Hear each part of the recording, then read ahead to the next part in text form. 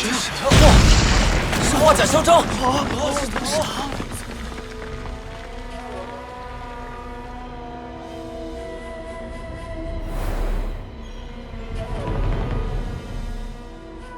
娘娘，现在无论朝堂还是国教都想除掉苏黎，您对此事如何定夺？苏黎想以一己之力，违逆亿万州人共同的梦想。他这个人，我不喜欢。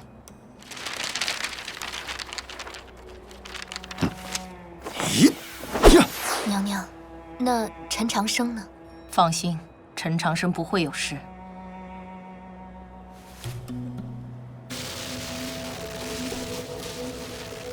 这家伙有什么招数？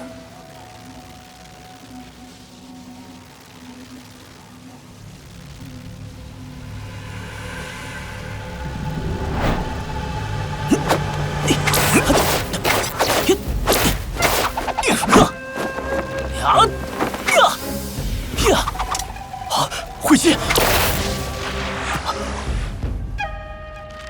不好！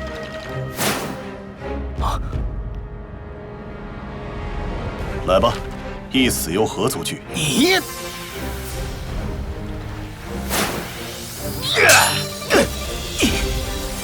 笨剑，这小子，这一剑根本不能用来迎敌，只能用来防守。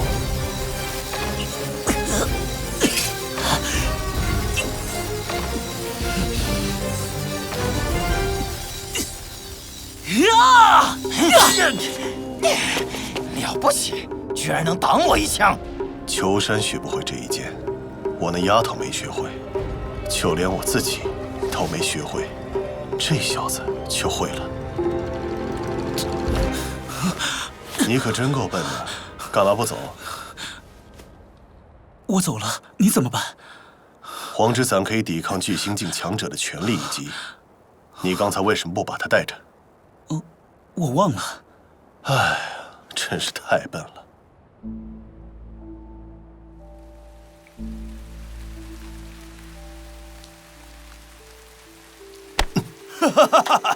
就算是条狗，也知道躲开石头。苏黎，你竟是连狗都不如了！你杀了我林家大郎，我林沧海便要来找你偿命。林平原的事是我干的，你暂时不敢动我，因为我现在是国教学院的院长。但我一定会想办法除掉你。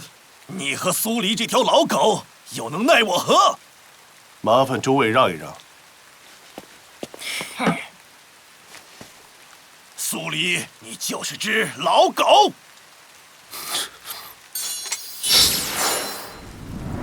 你这老狗要耍什么？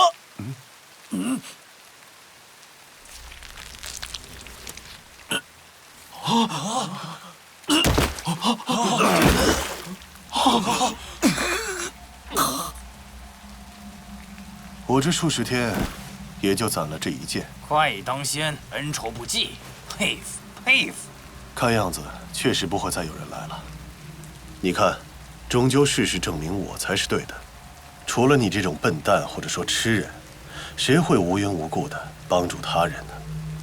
世间哪里有人值得信任呢？也许骊山出事了。笨蛋，这算安慰吗？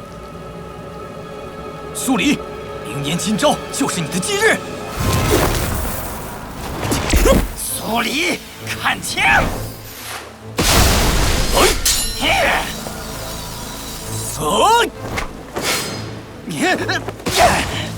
这刀好怒啊！你居然偷袭我！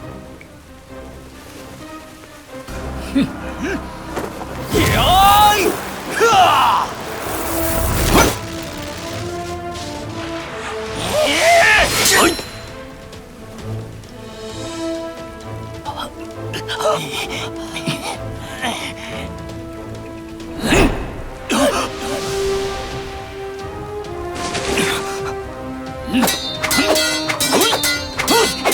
你是疯了吗？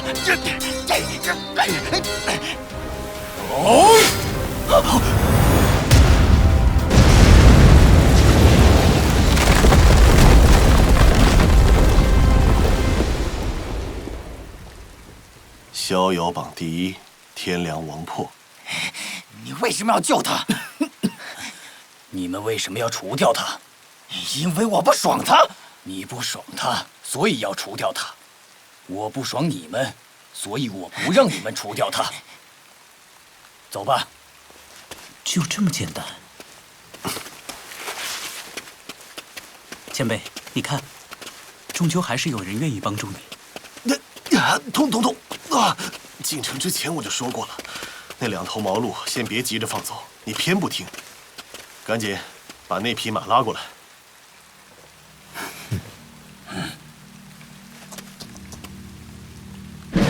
王破啊，当年我就很看好你哦，只不过你面相太苦。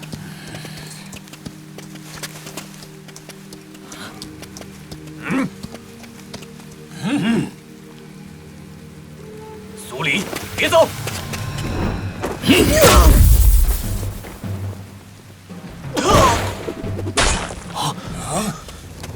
苏黎，纳命来！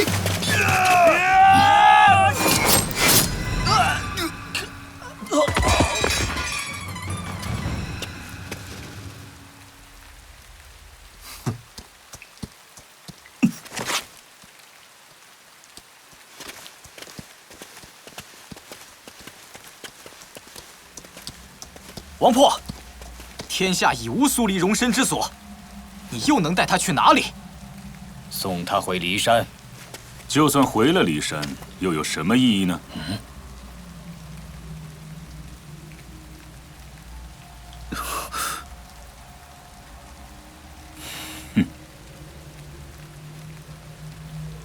竹落，你们这些老家伙终于忍不住了。我不想出现，但你让我不得不出现。我当年的看法果然没有错，你们几个都是老混蛋。绝大多数人都是从一个年轻的混蛋变成了一个老混蛋。陈长生，教宗大人担忧你的安危，而你却在路上耽搁了这么长时间，想做什么？你现在就只会吓唬小孩子？南北河流是件大事，希望你不要把骊山带偏。我是苏黎，我就要站在中间。好，那么骊山会继续存在，只不过不再有你。没有我的骊山，不是骊山。王破，你准备向我出手？晚辈不敢，请前辈先出手。明知不敌，还是要战，这样的人真了不起。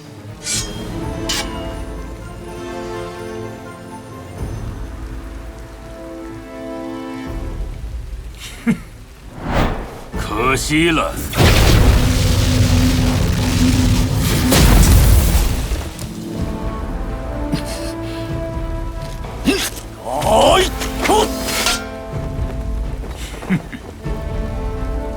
以卵击石，以你巨星上境，还想看破上层世界？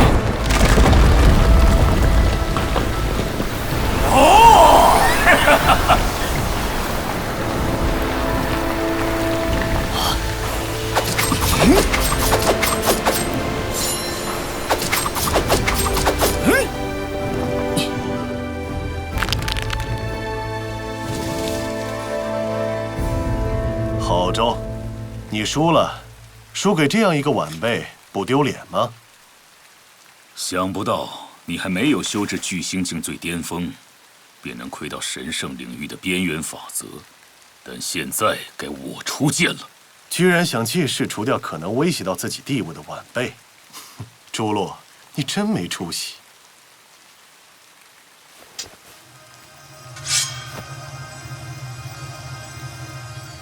原来这就是神圣领域。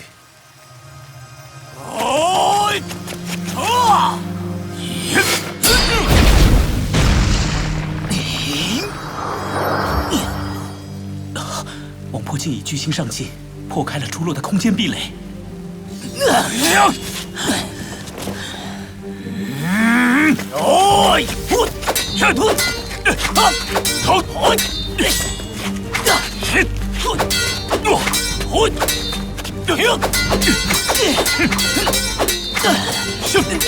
该我出剑了，用最强大的那一剑。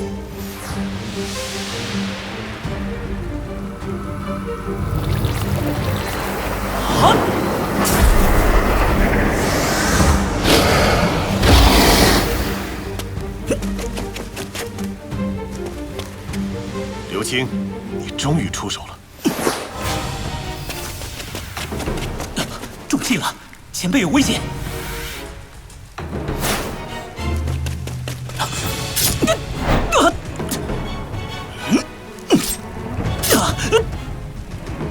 你会死，那又怎样？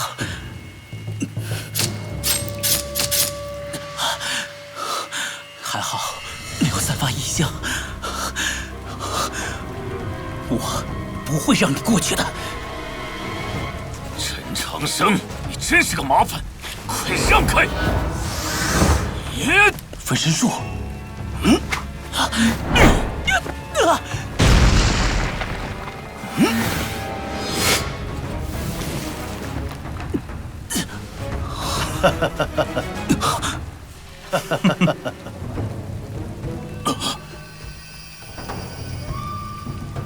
刘青，你竟敢向老夫出手！如果说世间真的有慧剑，那么方才刘青这剑，才是真正的慧剑吧？这一切该结束了！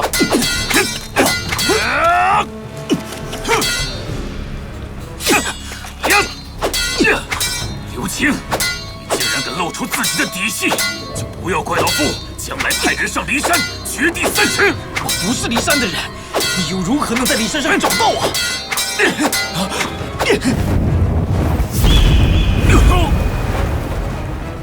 刘青不是骊山的人，如何会这剑招？我要除掉苏黎，不管谁在阻拦我，都会一起完蛋。住手！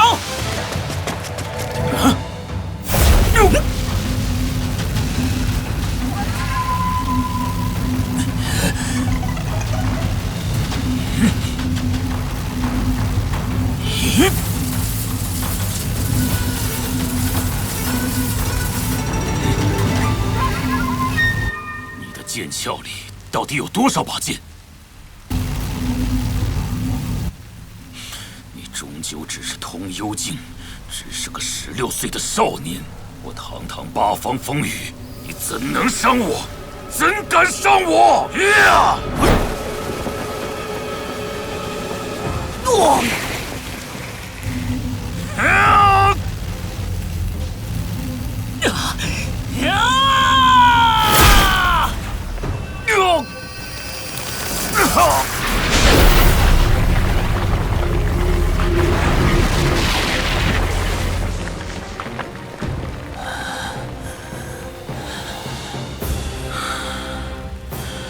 我确实算错了一些事情。所有人都认为你故作高傲，在世间没有朋友，骊山也不会来人救你。但实在没料到，还真有人愿意帮助你这冷血的家伙。可是苏黎，你很清楚，他们救不了你。我们决意除掉你，难道只会来我一个吗？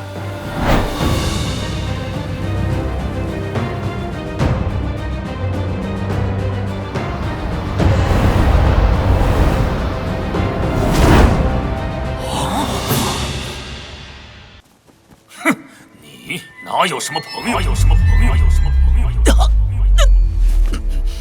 像你这样的人都有朋友，而我这么优秀，又怎么会没有呢？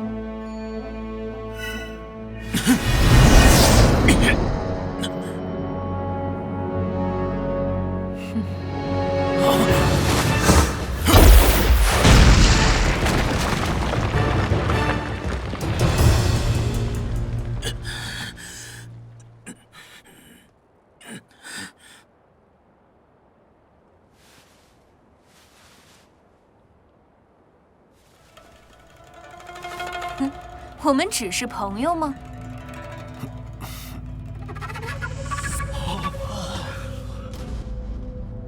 这位前辈的白色祭服有些眼熟啊。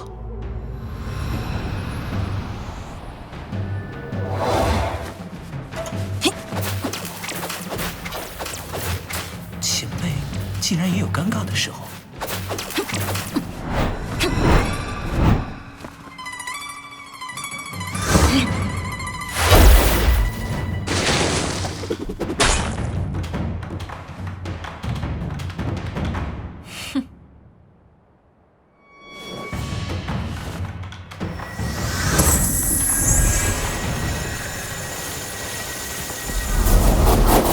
这位前辈竟如此胆怯，这就是神圣领域强者之间最高层的战斗吗？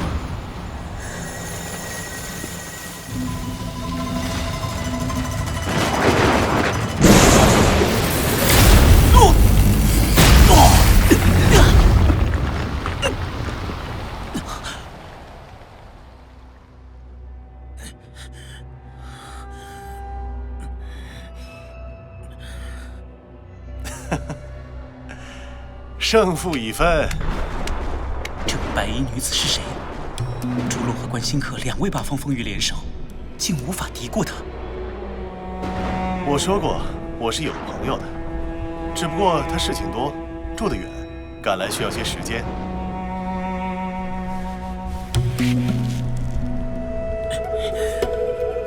这到底是怎么回事？像我这样优秀的人物，总会结识一两位优秀的朋友。你以为我是天海吗？享受做个孤家寡人？原来真的只是朋友啊！哎，师妹，不要这样。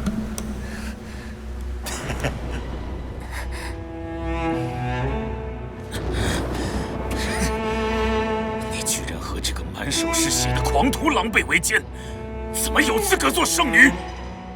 这位白衣女子就是人类至高无上的五圣人之一，和天海身后并称的南方圣女。竹落、关新客，为什么他们是五圣人，你们只能是八方风雨？因为你们永远不如他们老奸巨猾，在没有摸清我的底牌之前，除了你们这样的傻瓜，谁敢轻易对我出手？我的意思是说，你们智慧不足。我有没有资格做圣女，二位没有资格评判。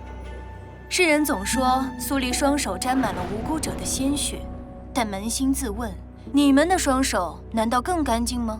圣女此言何其荒唐！诸位族中良田万顷，灾荒年间从不减租，逼死过多少佃农？圣人更是如此。我师兄此生不长一方风雨，不做圣人，这才是真正的大慈悲，哪里荒唐了？过了，有些过了。只要是进入神圣领域的强者，都不能互相战斗。你违背了圣言之誓。那你们呢？竟无耻追杀一个刚刚血战魔族、身受重伤的同类。诸位，堂堂八方风雨连生命都不要，也要置苏黎于死地，真的是因为他作恶太多吗？不，真正原因是为了你们自己的利益。无需多言，看在教宗与梅师兄的份上，我今日暂且放过你，走吧。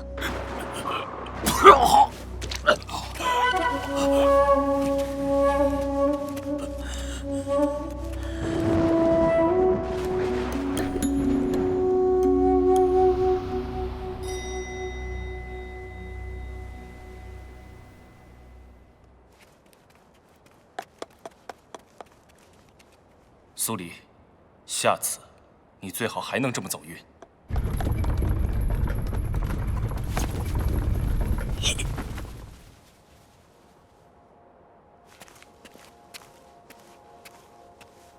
告辞。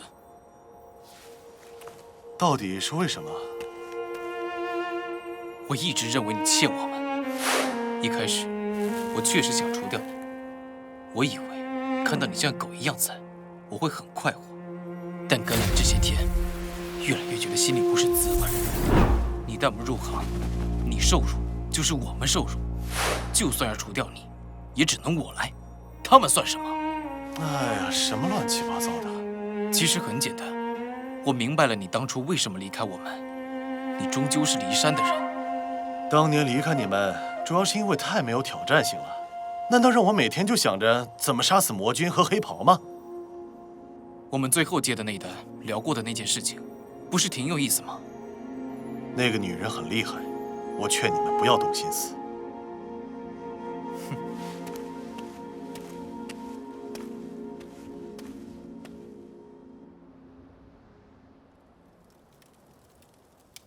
前辈，你们刚才在说什么？很多年前，有人花钱请我去除掉一个人。谁？天海。啊？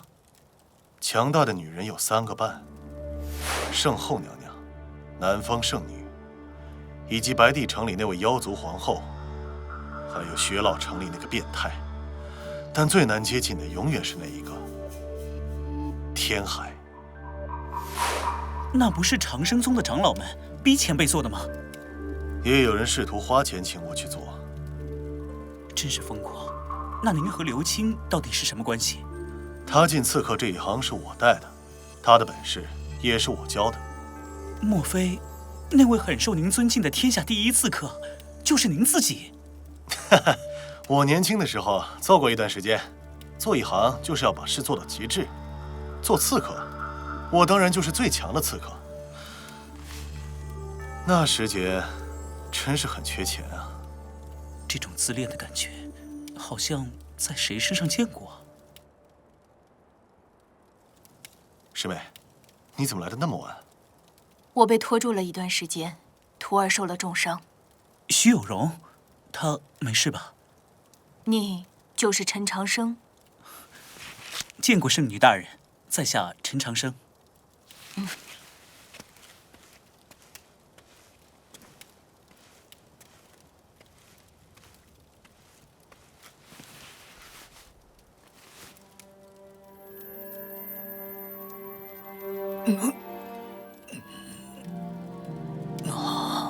外伤已基本无碍，寿元方面的损失可能难以补回。多谢。我们曾经见过。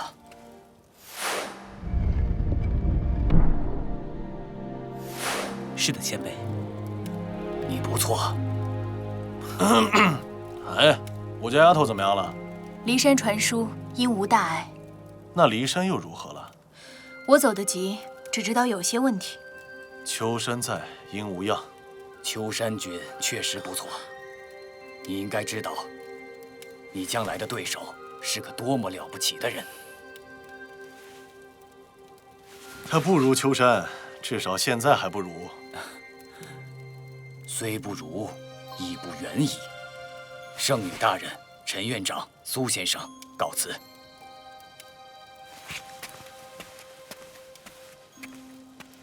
吃醋了？哪有？陈长生和王破是一路人，和你不是。秋山的孩子也不怎么像我。要我说，有个年轻人倒和你很像。谁啊？唐老太爷的孙子，唐唐。哼，我最讨厌唐家人了。人最讨厌的，往往就是自己。师妹在圣女峰上住久了，言谈越来越无趣了。那师兄带我去四海游走一番可好？当年我们留下了遗憾，我希望蓉儿在情感上可以得到圆满。也许这是我的执念吧。世人皆知，我在骊山的真正传人是秋山君。可是这一路上，我也教了他些东西。不得不承认，这家伙不比秋山差。如此说来，我需要更认真地看待你了。您可能误会了，我没有完成婚约的打算。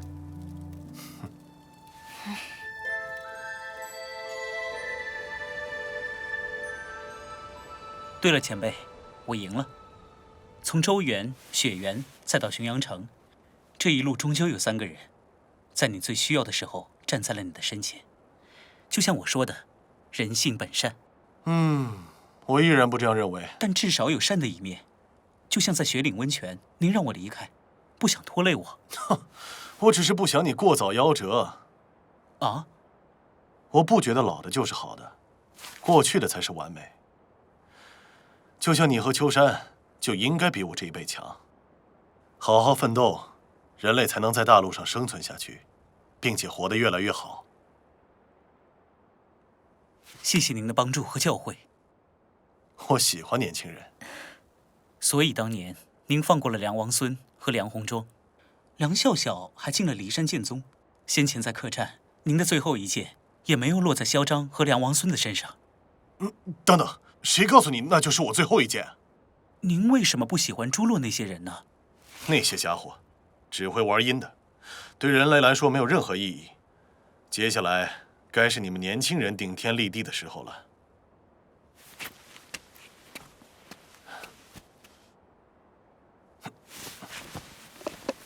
驾！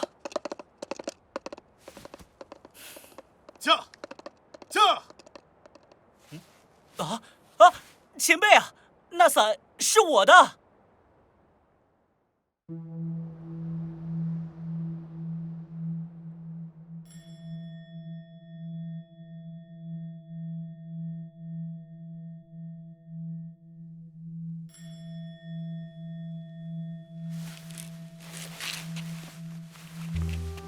劳烦师妹了，你何时来的？才到没几时，看师兄在休息，便等了一会儿。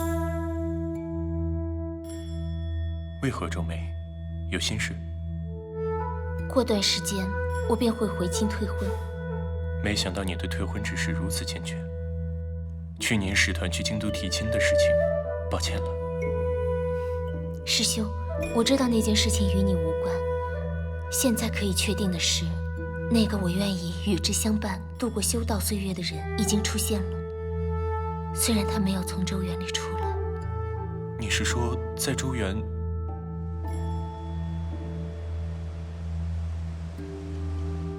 这就是我所寻求的，在星空下一道前行，一道修道，直到生命的尽头，哪怕那个人已经不在。哪怕那个人已经不在。师兄，我这就下山了。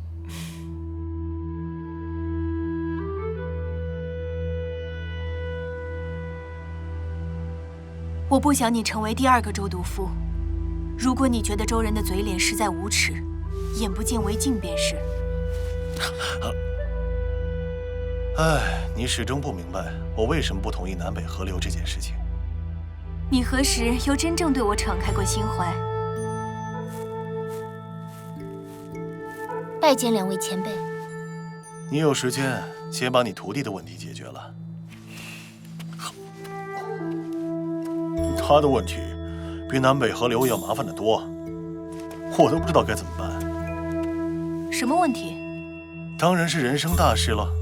秋山君和陈长生，连我都分不出来谁更好，她到底嫁给谁好啊？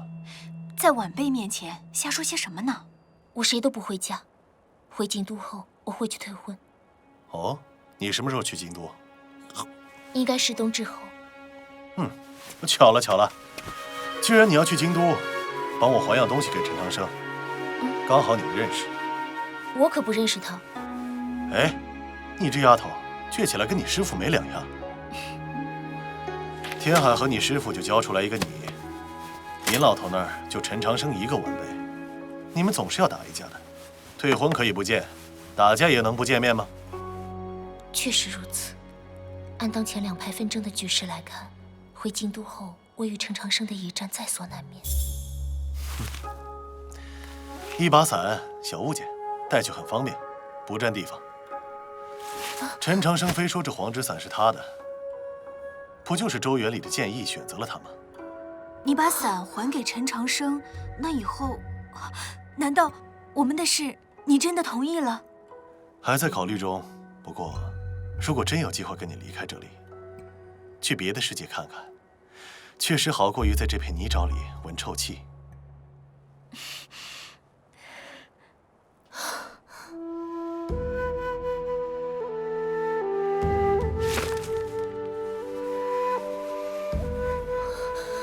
原来是你。把伞把伞还给还给陈长生。荣儿，荣儿，蓉儿啊，我已不再瞒你，我马上要卸下这么多年的重担，去过自己的日子了。对南溪斋的弟子和天南的百姓来说，你就是未来的圣女；对大周京都的百姓来说，你就是他们的骄傲。我想你明白，新任圣女的第一站意味着什么？你是说与他那一战吗？就是陈长生。圣后与我辛苦栽培你多年，希望这一战后，无人再敢轻易挑战大周的威严。还有千言万语，我来不及教给你，但这一句你务必记住：你不能输给陈长生。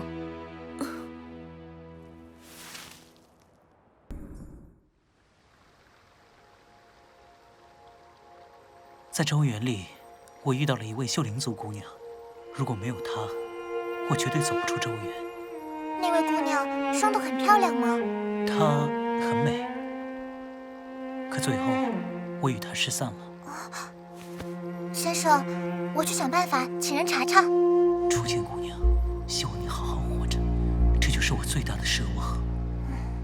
对了，先生，我没能救出哲秀。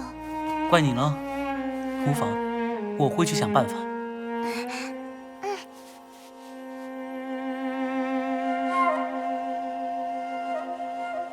我这就去见教宗大人。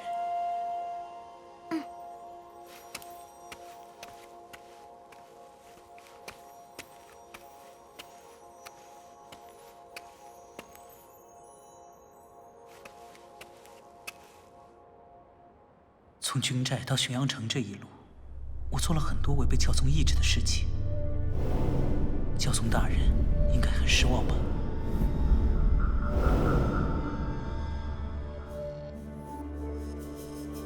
教宗大人，我记得苏黎很好美食，你跟着他可有吃到什么好东西？跟我来。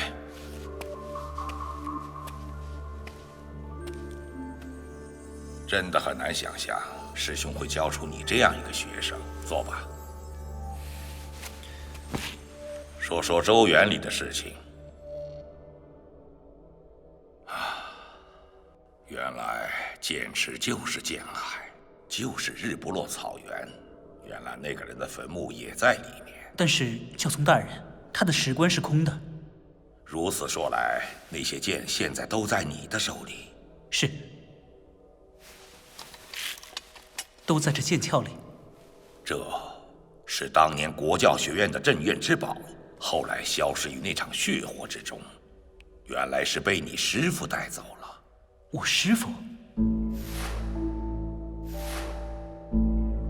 他是我师兄，修道天赋与智慧远在我之上，最后却是我继承了教宗之位，全因他执念太盛。你不要学他。我本来就不是师父教出来的，是愚人师兄教出来的。教宗大人，剑池里的那些剑怎么办？理公会发文昭告天下，把剑还给那些宗派后人。至于已经断了传承的宗派，那些剑则由你自行保管。去吧，好好歇息一下。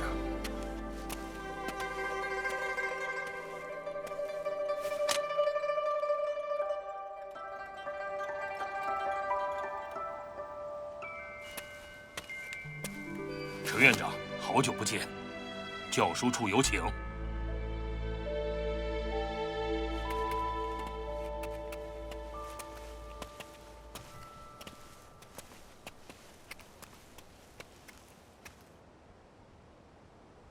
请。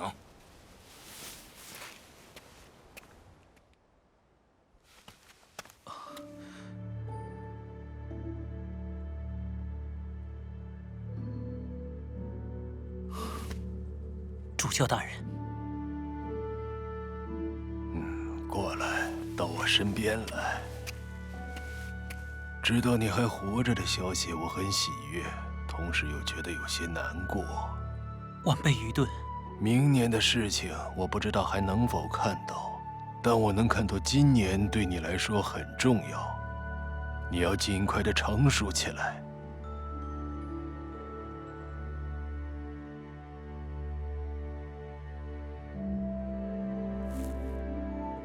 相信我，最终你和我们会获得胜利。这是和谁的战斗呢？我要与圣后娘娘为敌吗？但我又有什么力量参与这场争斗？国教与娘娘之间的问题，依然还是皇宫里的那个位置。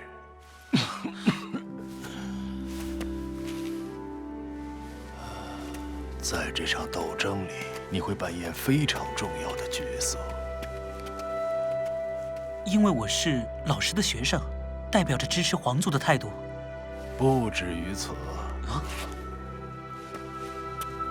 陈留王，二位在聊什么呢？国教想要请娘娘尽早表明态度，天海家的人自然不会同意。身为陈氏皇族，我与朱俊兄弟当正义执行。国教会一直站在皇族的身后，但6位大主教里还有2人没有转过弯来，因为教宗大人的转变太快了。秦王爷，你将来一定要记住陈长生曾经付出了什么。一定。那现在哲秀怎么办？哲秀下狱的第2天，我便把名帖递了过去。只是我这个王爷在周通大人面前说话并不好使。如果朝廷还不放人，过些天我亲自走一走。感谢主教大人。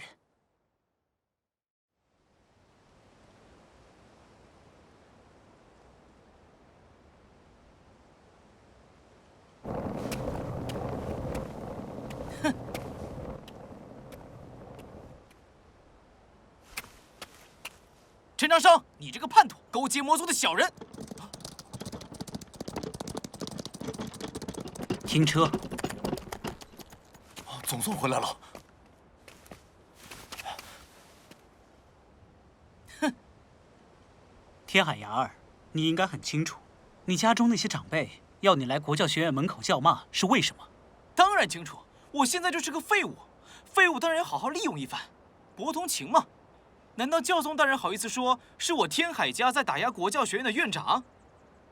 你这样来闹有什么用？哼！你难道没听见我在骂你吗？我倒要看看你能忍到何时。那你继续。看见了，站在他旁边的是巨星境高手。接下来怎么办？再等3天。哦。再过3天，那个家伙就出来了。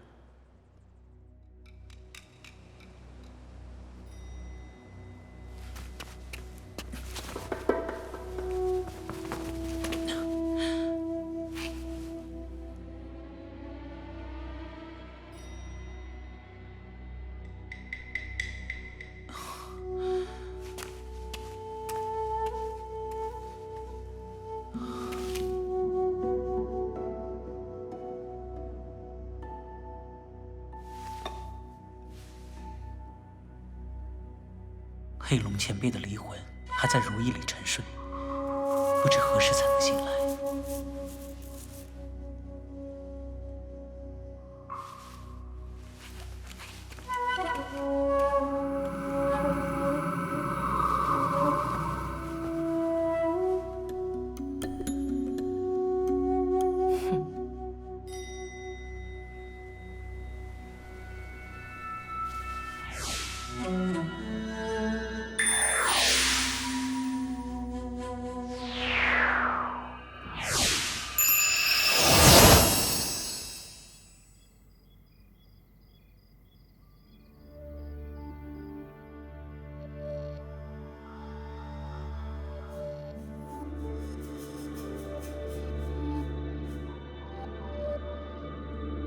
我已快要攀到通幽境的巅峰，可是距离遥远的神隐境界，还需要多少时间呢？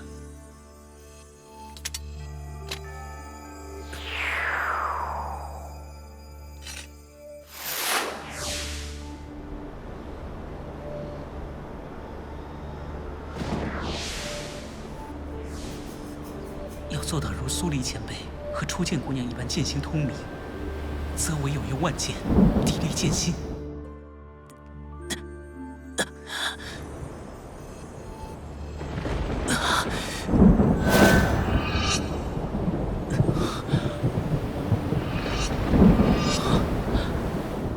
后面有什么？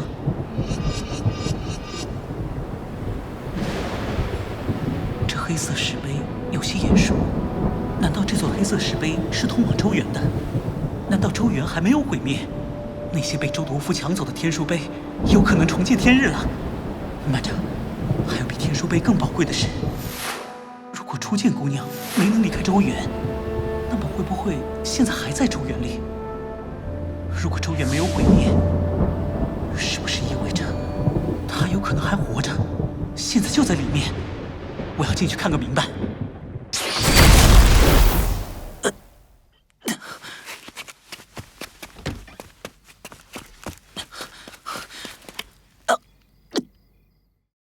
多吃点，下午去天树林路挺远的，别饿着了。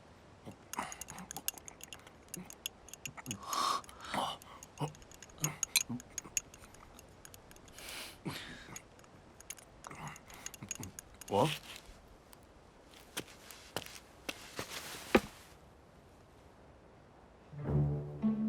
陈长生，你大爷的！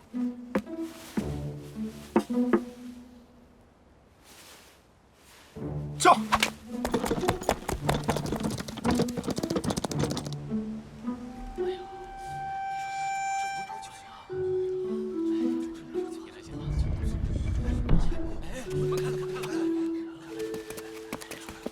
师兄，你终于出来了！师兄回来了。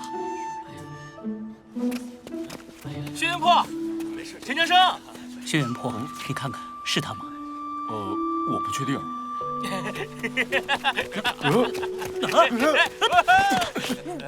好臭啊！我差点没认出是你啊！更帅了，更脏了。帮忙拿下。走吧，回去再说。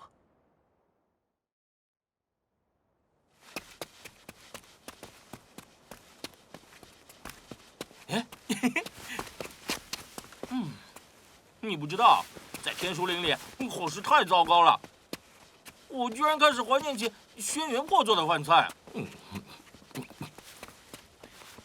院长大人，陈长生，懦夫，混蛋！请绕道而行。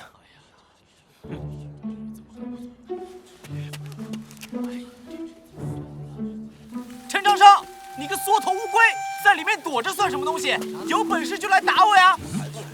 你在干嘛？回忆人生啊。什么人生？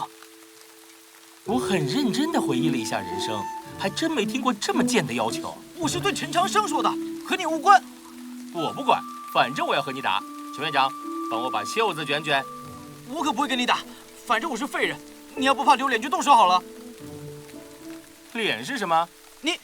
难道你真想当着这么多人的面欺负我？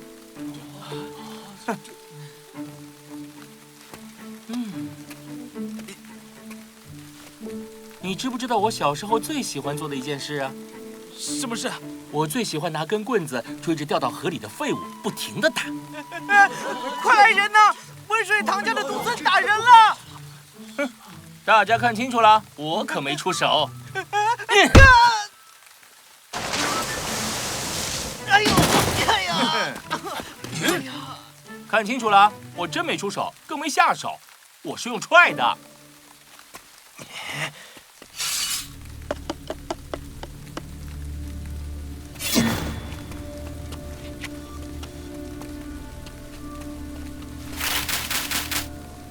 收起你的剑。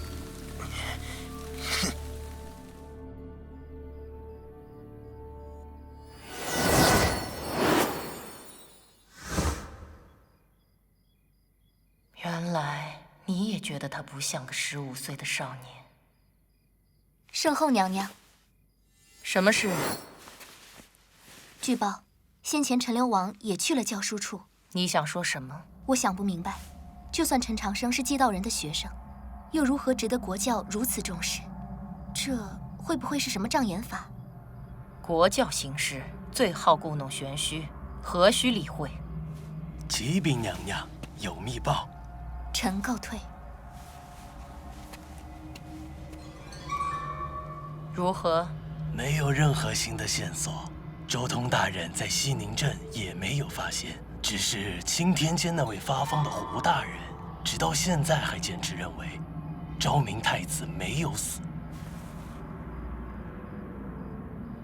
世间万民都是我的孩子，昭明的生死从来都不重要。哎呀，虽然你不在意皇位，但除了你之外的所有人都在意，就算是你师父，想法也在那个皇位上。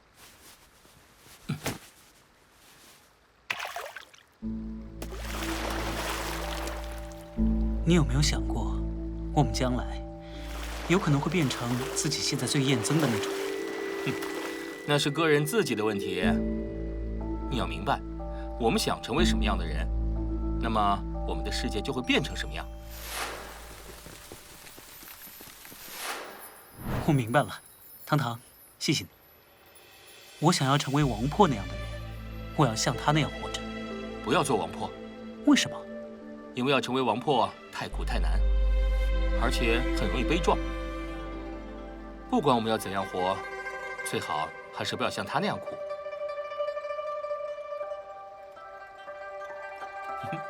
你现在可是国教学院最年轻的院长，就该像年轻人那样活着，冲动就冲动，怎么样？不服来打呀！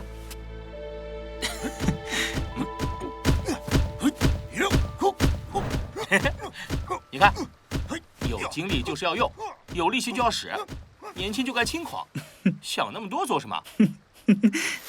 接下来，该是你们年轻人顶天立地的时候了。年少就该轻狂，我忽然觉得你和一个人有些像。谁？苏黎。爷爷说过，我确实像年轻时的他。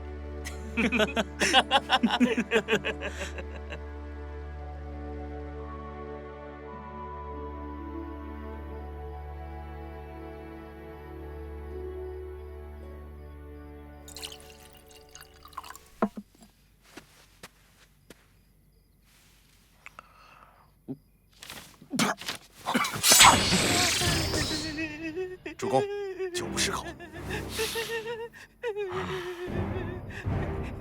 滚！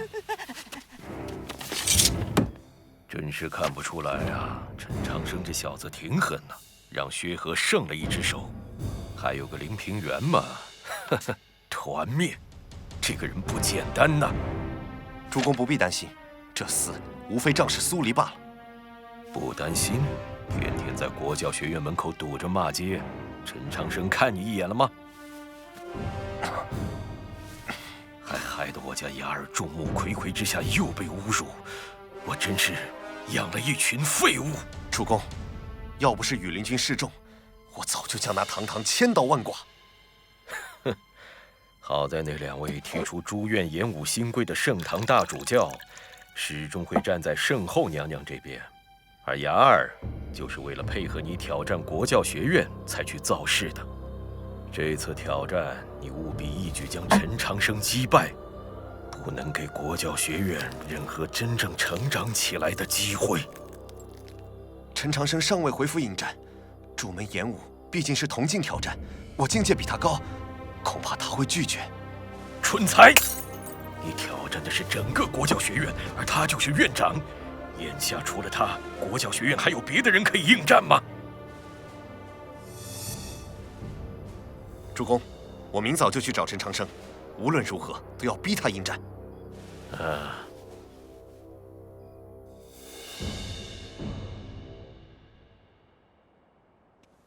唐36，你这是要去哪儿？我去吃个顺心意的早饭，喝完粥连小菜都不让吃，陈院长可管得真多。不就是豆浆油条吗？有啥好吃的？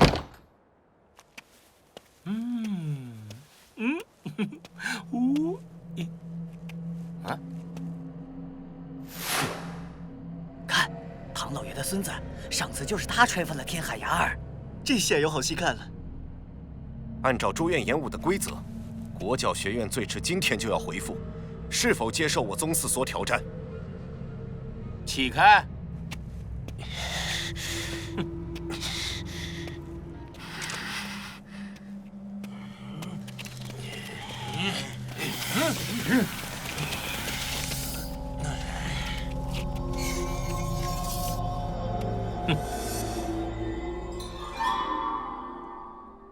没有哪家学院能关着门办学。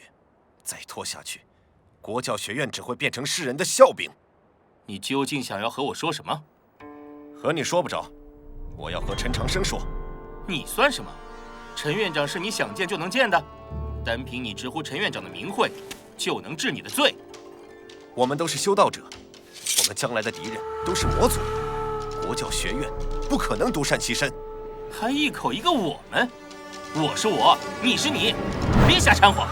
哼，就是买个豆浆油条，咋用了这么长时间？油炸的对身体不好。轩辕破，把糖糖拉回来，你去买点别的。我就要吃油条。你真当你是院长啊？什么都不管。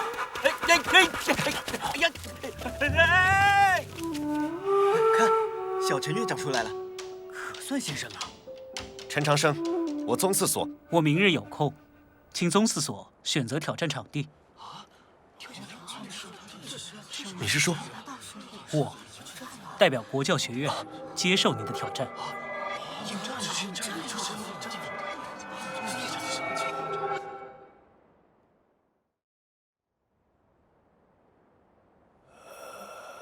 最近教书处的事务都由毛主教安排妥当，以后要辛苦他了。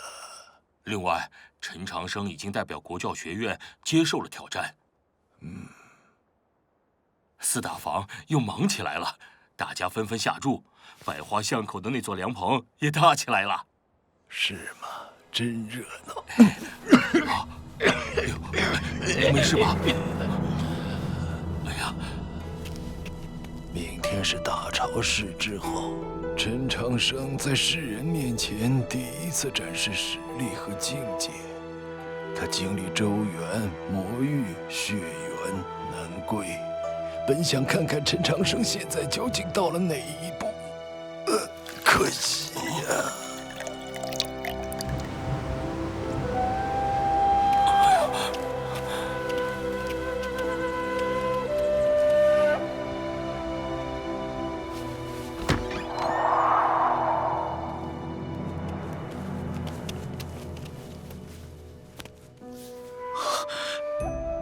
我老了，可能看不到你和周子恒那一战了。明天你有几成把握？师长，我相信你想过很多次，我为什么对你好。有些事情我瞒着你，甚至是在故意骗你。但你要相信我，相信教宗大人，相信你的老师。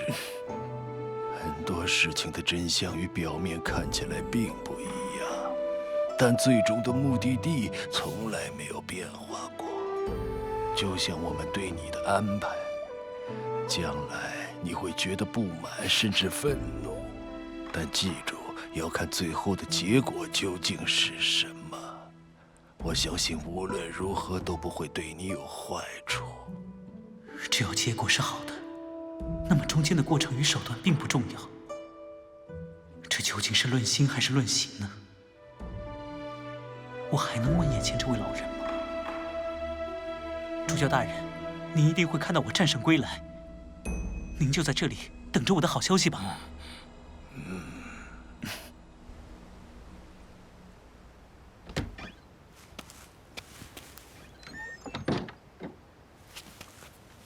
光阴卷给您拿来了。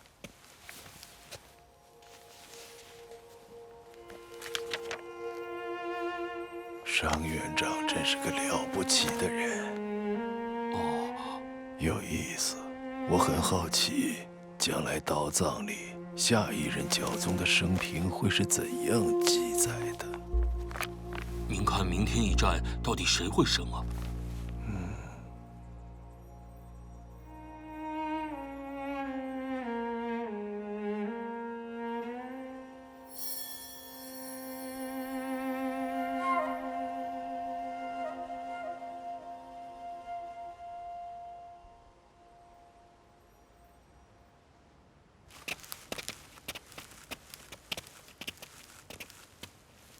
你来看望主教，他可好？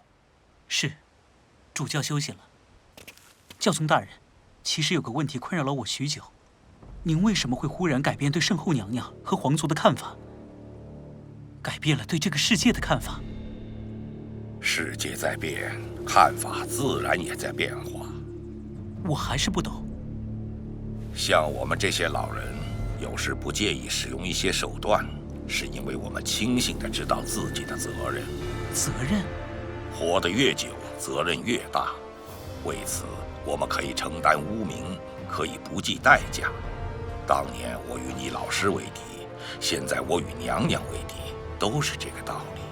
而你，一直以来都在离宫的照拂下顺利成长着，是时候学会成熟起来了。接下来的挑战可能不止一场，即使再艰难，国教学院也只能靠自己。我明白了。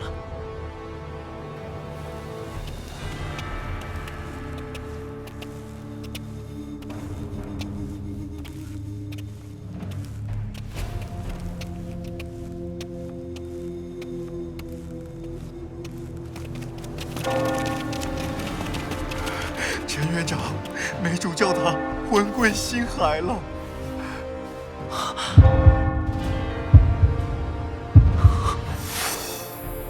这浩瀚星海，就是神魂的故乡吗？他是国教资历最老、地位最高的圣堂大主教，见过3任教宗、4代圣女，见过百草园的生与死，国教学院的血与火，见过无数岁月，知道无数秘密。而那些岁月与秘密，都将随着他而去了。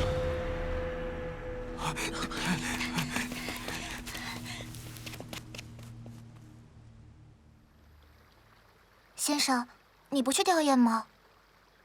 大营明天那一战，才是梅主教最想看到的事情。虽然这次南归，一路上见了太多血腥残酷的事情，但我还是坚持认为，活着不应该只是为了战斗。先生，我明白，明天您与周自恒的一战，别太有压力。成熟真是一件很困难的事情，因为很难把握其间的度。先生，是不是就像果子熟透了，就很容易腐烂？洛洛，去睡吧。明天应该有很多人去教书处吊唁，你也要代表国教学院过去。放心吧，先生。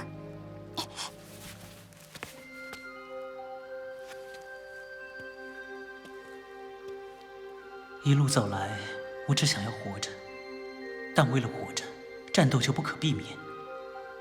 尤其是需要承担责任的时候。慧剑很强大，需要各种计算推演，那是战斗。燃剑的威力不消说，需要燃烧生命，那也是战斗。但我真正喜欢的还是笨剑，因为笨剑需要的是勇气。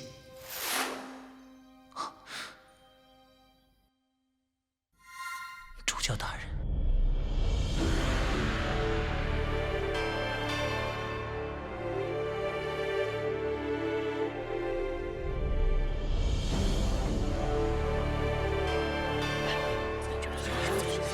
挑战马上开始，现在还可以下注啊！国教学院能否重振雄风？大家都来猜一猜啊！走过路过不要错过啊！买谁呀？拿不准啊我。国教学院现在只有2个在册的学生，根本没有胜算。陈长生如果想要获胜，除非越禁杀，不容易啊。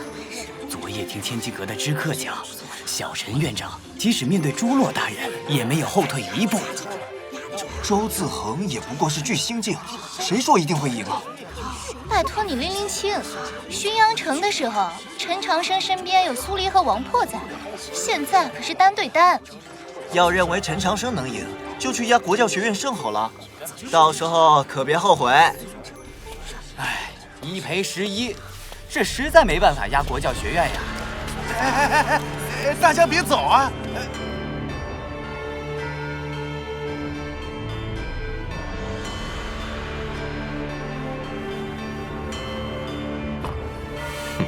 现在没有苏黎，看你还怎么赢！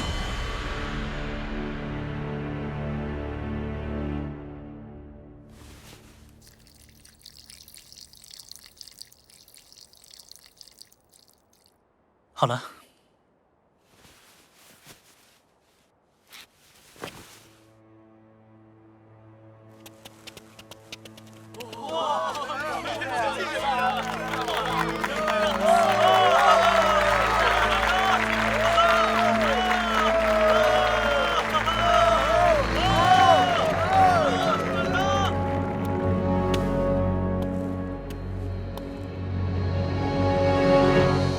国教学院院长陈长生应战。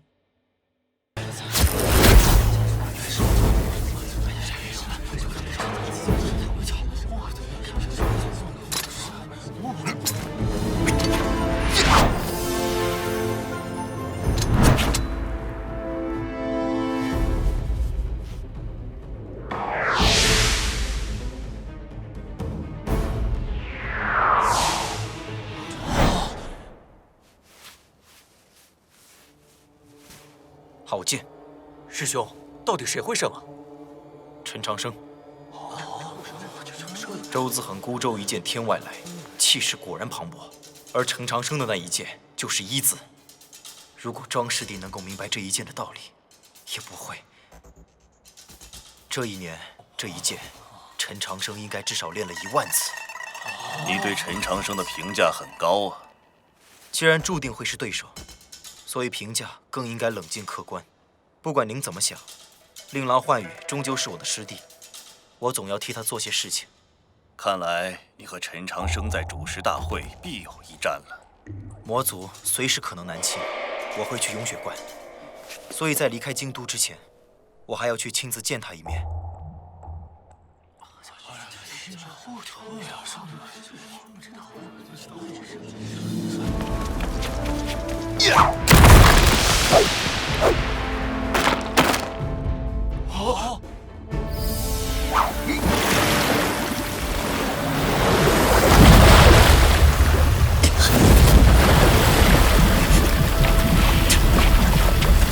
我倒要看你这一招能撑多久！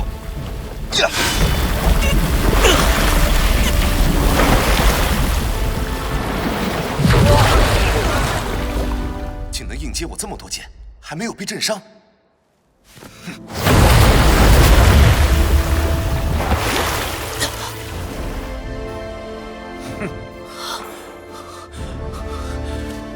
果然，他真元不够，也只能顽抗到此了。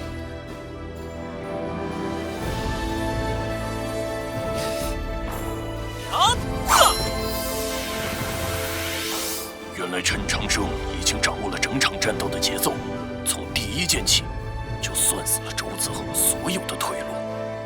这一剑不简单，这是什么剑？竟无法躲避！是你逼我的！果然是星宇，果然是巨行境强者，能够将真元强行转回星光，形成星域。对于境界更低的对手，几乎坚不可摧。虽然你不能战胜我，但能逼我施展星域，也值得骄傲了。这怎么可能？夜空里的真实星域都在随着运动而不时流出空间，更何况是人的星域，必有弱点。前辈，这一剑叫什么？慧剑，但这又不是剑，是一种计算推演的战斗方法。周子恒的星域，其形华美，其势不顾，弱点的具体位置便在他的脚前。区区一剑夜雨生凡，怎么可能破掉周子恒的星域？他的真元不够刺穿这一剑，我只要能摆脱开来，便能完成最后的反击。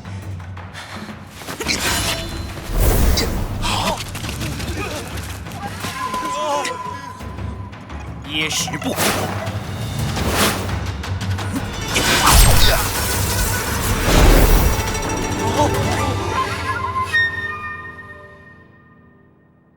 陈长生的剑明。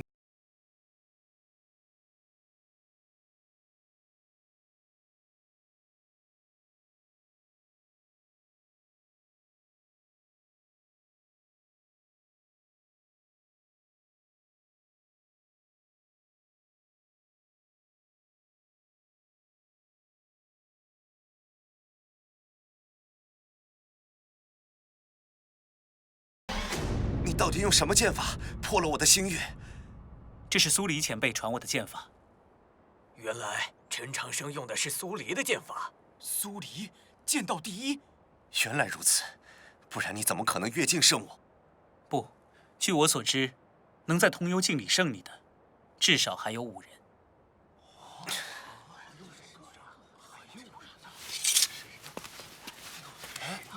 那到底是哪5个人啊？陈院长。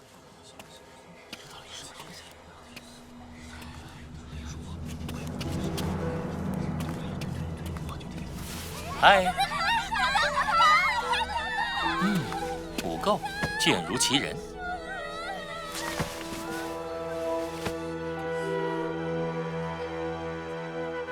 好强大的剑意，那人是谁？关白和庄焕宇情同手足。如果我没猜错，1年后主持大会，你们必有一战。哎，刚才你对周自恒说，至少有5个人在通幽境的时候就能战胜他，是哪5个人？秋山君、徐有容、初见姑娘、苟寒石、南客，没有你。嗯，初见姑娘是谁啊？走，去接哲秀。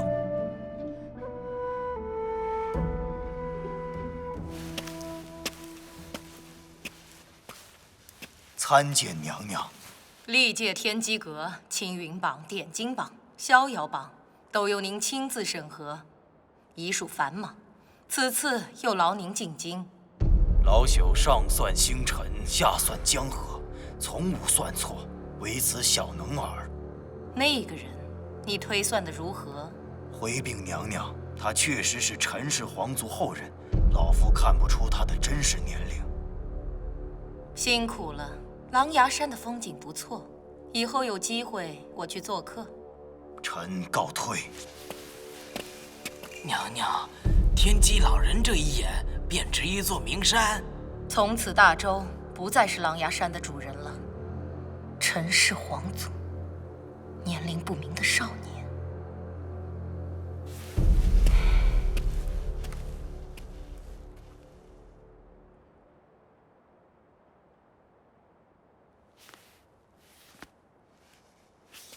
请随我来。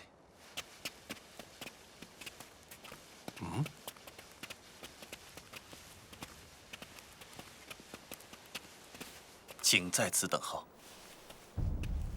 腾幽跃境胜巨星，你此时意气风发，驾车直入我北兵马司正向，从兵法上来说，很是不错。应该也是苏黎路上教你的吧？我好像闻到了血腥味儿。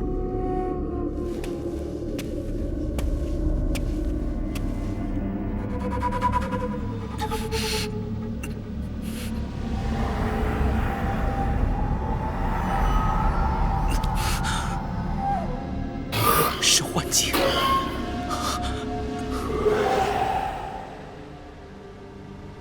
除了排兵布阵，苏黎前辈还在路上教过我剑法。不与本官见礼便是无礼。以身份论，您不过是清吏司衙门主官，区区2品，如何能与我家陈院长相提并论？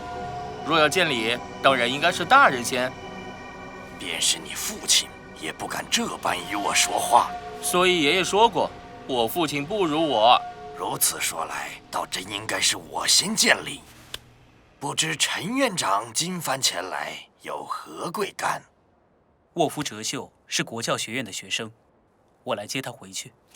我依朝廷要求将沃夫哲秀下狱，若要放人，陈院长需要圣后娘娘的旨意，或者大理寺与刑部的审结文书。我通读道藏，对大周律也倒背如流。我很确定，刑部和大理寺根本没有立案。目前没有哪条律法支持大人继续关押哲秀，请大人放人。我们将来的教宗大人竟是如此的耐不住性子，这让人不得不为国教的未来担忧啊！陈院长可能忘了一件事，哲秀的罪名是与魔族勾结，凭这条罪名，我想把他关多久，就可以关多久。那么，大人好像也忘了，被指控在周原里与魔族勾结的是3个人：哲秀、期间还有我，所以要么放了哲秀，要么把我也一起抓了。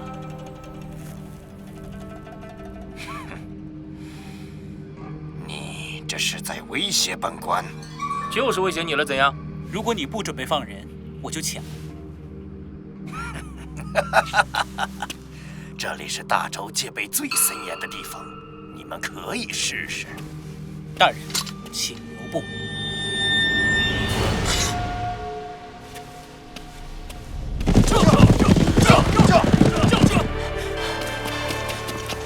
大人，国教骑兵来了。你调不动国教骑兵，此事与我无关。是他。哼，你知道如果向我出剑会是什么结果？我把命押上，看看在那些大人物的眼中，到底是我的命重要，还是你的命重要？陈留王到，毛秋雨大人到。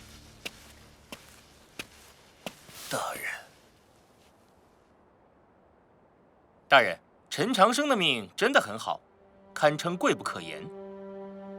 如果他今天真的死在这里，教宗陛下会饶得过您吗？娘娘又会怎么看您呢？贵不可言，你们可承担得起此事的代价？院长救学生要付出什么代价？那就问问让我做院长的那个人吧。很多年前，我的姐姐被一个陈姓王爷家的儿子杀害，凶手一直逍遥法外。如果你们是我，会怎么办？哼！为了惩罚那位王爷的儿子，我准备了很长时间。然而，就在我准备冲进王府的时候，被一个人拦住了。那个人就是娘娘。娘娘对我说，一个人成熟的标志，是他愿意为了某个理由谦恭地活下去。你明白吗？明白，但做不到。我忍了很久，最后抓了那个人全家。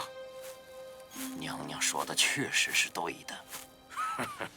我谦恭甚至卑微地活了那么些年，最终才能完成自己的目标。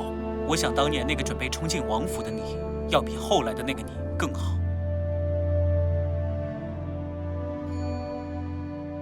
你们带他走吧。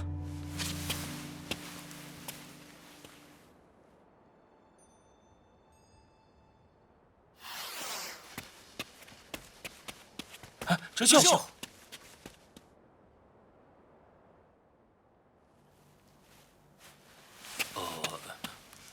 大人，为何您会同意放人？为什么不放？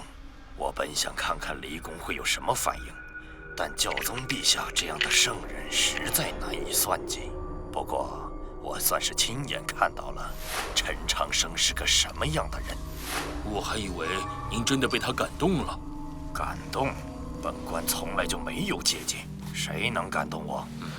主教大人逝世之前一直在看这本书《国教光阴卷》，他还说商院长是个很了不起的人。人之将死，其言必信。他说很好奇，将来道葬里下一任教宗的生平会是怎样记载的？下一任教宗生平最重要的是什么？一个人的生平最重要的是生卒年月。方才我不放人，便是要拖延时间，仔仔细细从里到外地看一眼陈长生。我在陈长生的身上看到一段光阴。如何？大狱自有神威，陈长生站在其间却是不动如虎。他让我想到一个人，陈玄霸。可我听闻史书中，陈玄霸作为陈氏皇族1000年里的最强者，向来以暴烈粗鲁闻名，与陈长生哪里有丝毫相似？我们伟大的太宗皇帝陛下，把能够修改的所有史书与道藏，全部都改了一遍。谁能够想到，真正的陈玄霸其实是一个很安静的人，而且他也姓陈。难道他真的是？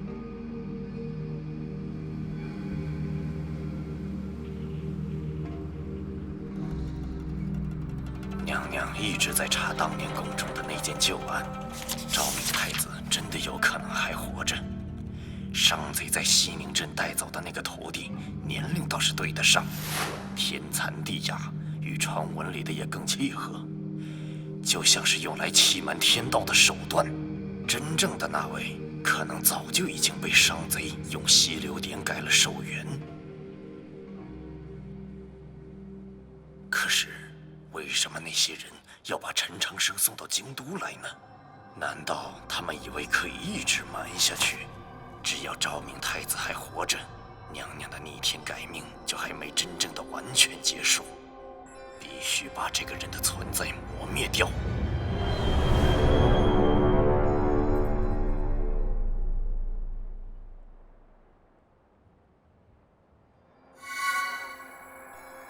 数百年前，那颗星辰并不在现在的位置。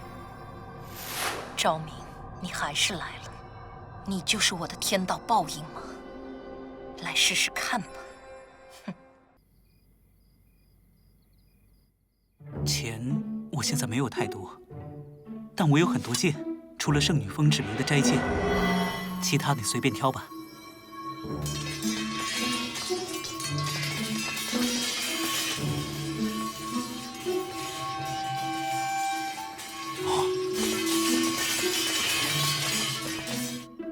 陈长生，你这趟赚大了！想要吗？自己挑。太好了！这把铁剑挺趁手。这是山海剑，虽然剑锋被周毒妇的2段刀砍掉了一些，但也一定能排进百器榜里。你想说啥？你这熊孩子抱着这宝贝在外面晃来荡去，迟早会被人敲黑棍。不如我替你保管，保证安全。哼，我不会给你，也不会让别人知道。我去藏起来。嗯，这事儿好玩。藏一把剑还不够有意思，得在国教学院里多藏几把，不，几十把，甚至几百把剑。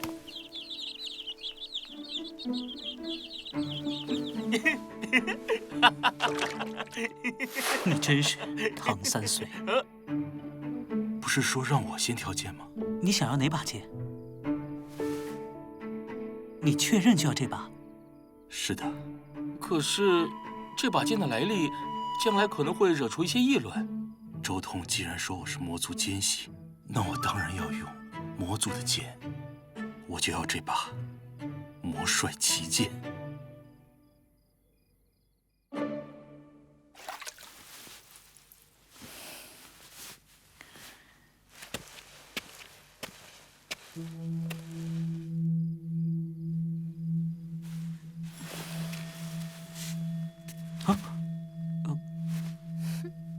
你不会又打算睡我的床吧？不行吗？难道我在天书林和周原的时候，你都一直在睡我的床？那又如何？那，你以后记得洗完澡再来。你想死吗？听说你这里有一把月女剑，小时候娘娘刚好教过我这套剑法，能不能？为什么要给你？不想送，难道不行吗？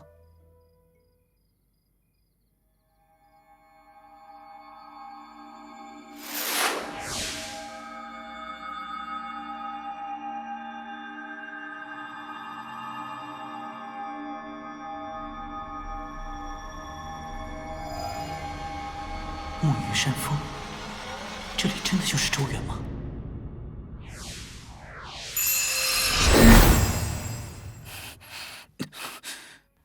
你还在周原里吗？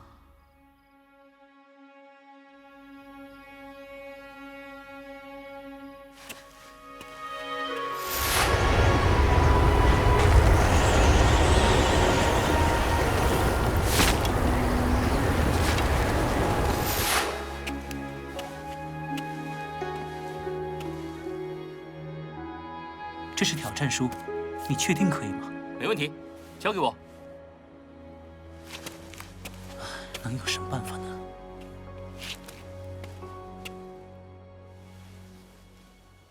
院长，今天我学什么功法？我还有这本书，从今天开始，你学习天雷影。给。哦。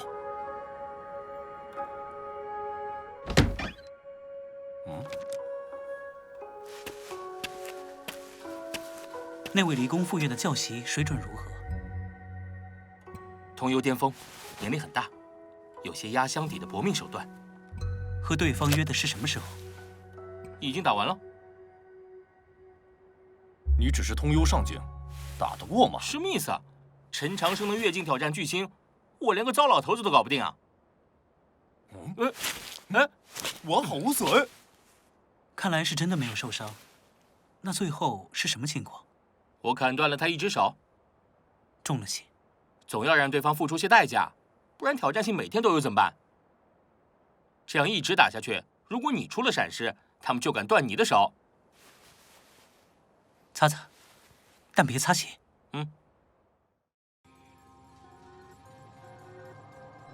我要陈长生一直打，不停地接受挑战，直到他脏了自己的双手。否则，就等着栽在我手里吧。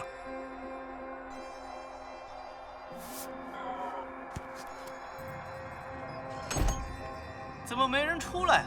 国教怕了吧？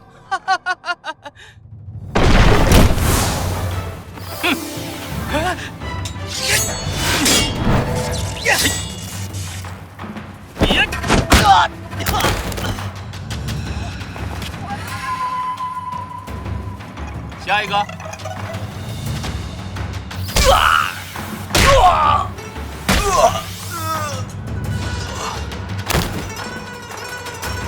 还有谁？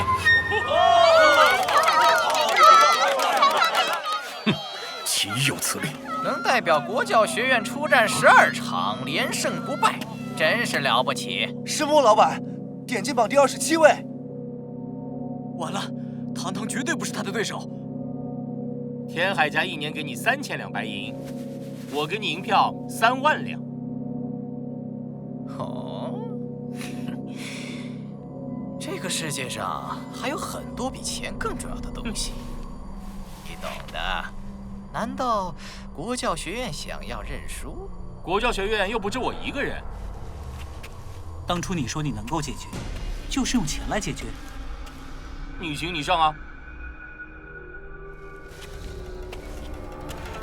陈院长接受挑战，我穆某人倍感荣幸。请。嗨。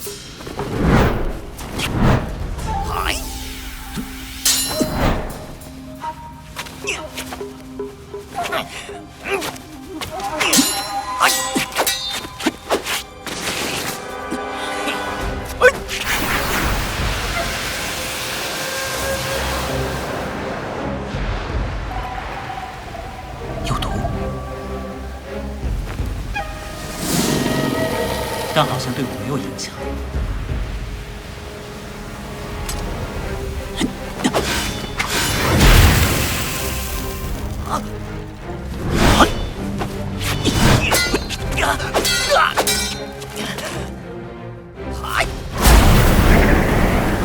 又是星宇，有什么本事，统统使出来吧！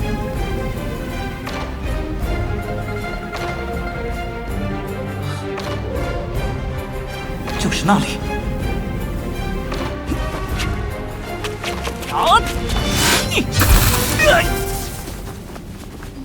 竟然这么快就找到了破绽。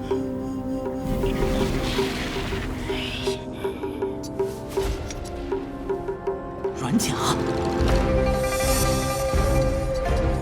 陈元如此薄弱还要顽抗，受死吧！是时候了。陈元不济，难道是假象？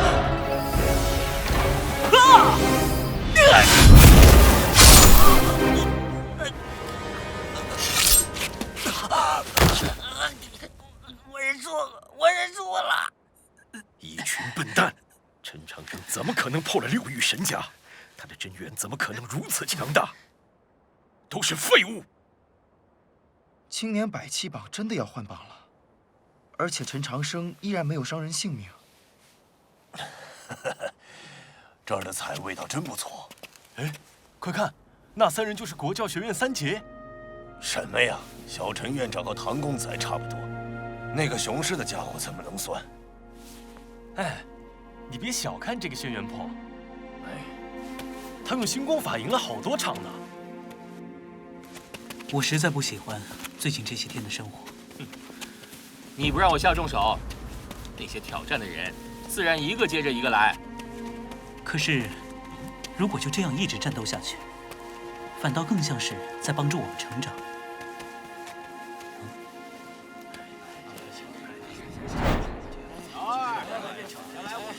好嘞，好嘞。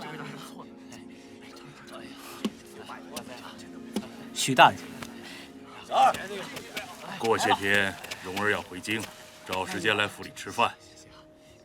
您知道，最近国教学院事情比较多。既然事情多，还有闲情逸致来城湖楼吃饭？前些天陈长生和周自恒那一战，我挣了不少银子，把这酒楼买下了。今天我们是来收楼的，明天城湖楼就得歇业重新装修，您早点回府吧。原本我就是想看到陈长生不停接受挑战，直到他脏了自己的双手，那他就没有资格成为下一任教宗。谁能想到事与愿违？现在看来，得让你们吃些苦头了。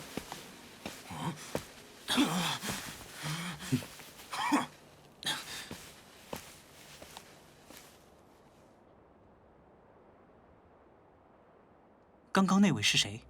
天海成武，天海家现任家主，圣后娘娘的亲侄子。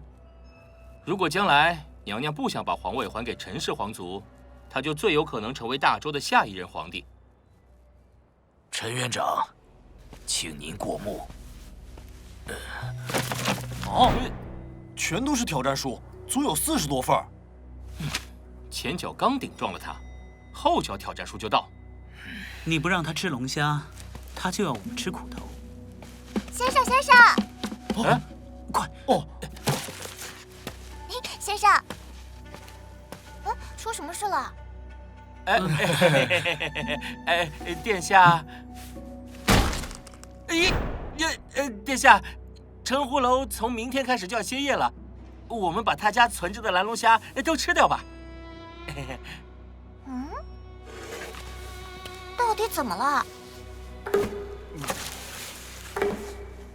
挑战书，先生，为什么国教学院发生了这么多事，您都不对我说呢？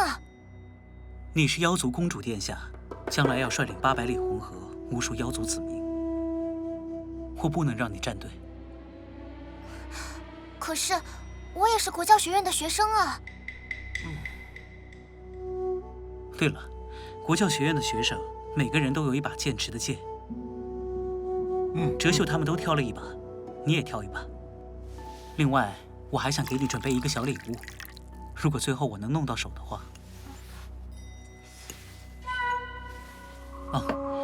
秀灵族那边还没消息。可以确定的是，那位姑娘没能出周原。可她明明飞走了。过2天，我再去东域神将府退婚。这么急？我答应过她退婚。既然确定她不在了，那我更要做到，不然，我怕她以为我是在骗她。真的只有离开的人才会被记住吧，先生？以后你也一定要记着洛洛呀。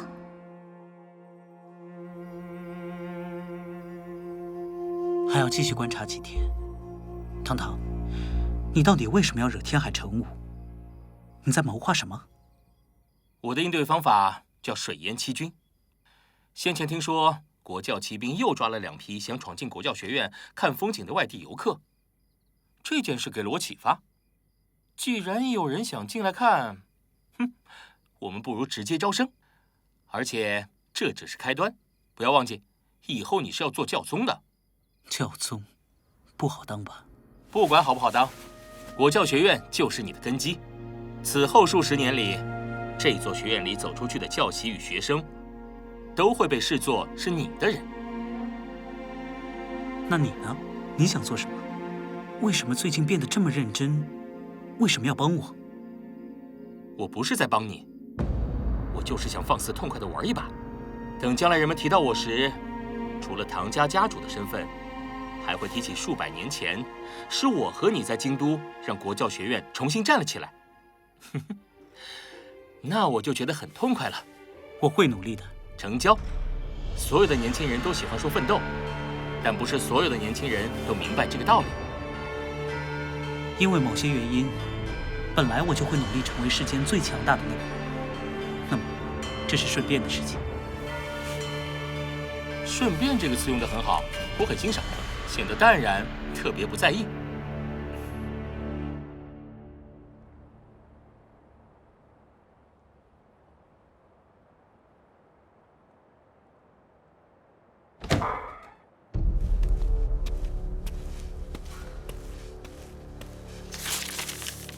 今天国教学院暂时停止接受挑战申请。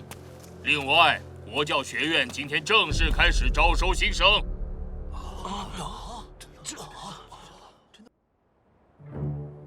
我唐36，来自汶水唐家，是诸君求学路上最坚定的支持者。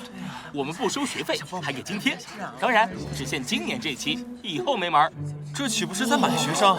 哎，不是买，是收买。凡洗髓成功，入院后包食宿，月银5两；若是做账出境，月银50两，每破1境，月银翻倍。至于伙食，城湖楼现在就是我们国教学院的食堂。可国教学院现在连教席都没有。这位是教书处的新教士，那边的茶楼，英华殿大主教毛秋雨正在喝茶。我们国教学院有国教骑兵保卫，有离宫教师维持秩序，教学有何难？我要报名。我也要报名。我已经做好成功了。陈院长，我愿意交学费，也不要津贴，只要你们肯收我。好，大家填一下报名表吧。说的比唱的还好听，不就是没办法应付青藤书院的挑战，所以临时招些学生给你们做替死鬼吗？别添心。不错，我别添心算尽人心，你们这些小手段瞒不过我。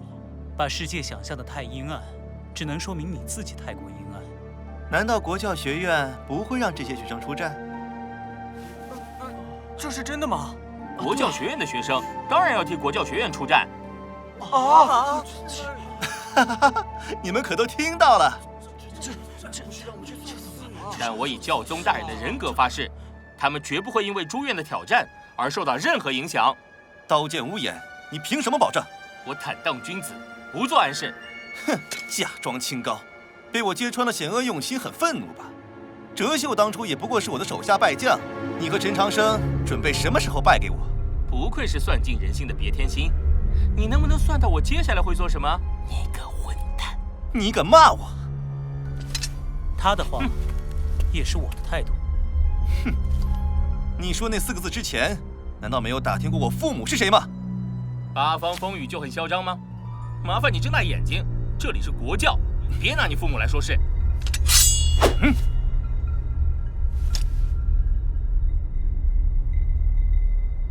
这个别添心，过了这么多年，脾气一点都没变，快把他带走吧。好。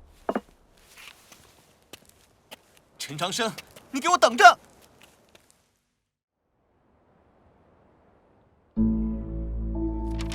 骂脏话不好，你得控制一下。哼，很爽的好不好？学生们听着了不好，已经有1天时间，已经有600余人报名了，而且有很多转院生。给学生新修建的院楼就叫别院了。藏书楼里有阵法，这些书也不易搬动，就对所有的学生开放吧。你看，连他都来了。别的转院生倒罢了，苏墨鱼要真来了，离宫复院的损失可就大了。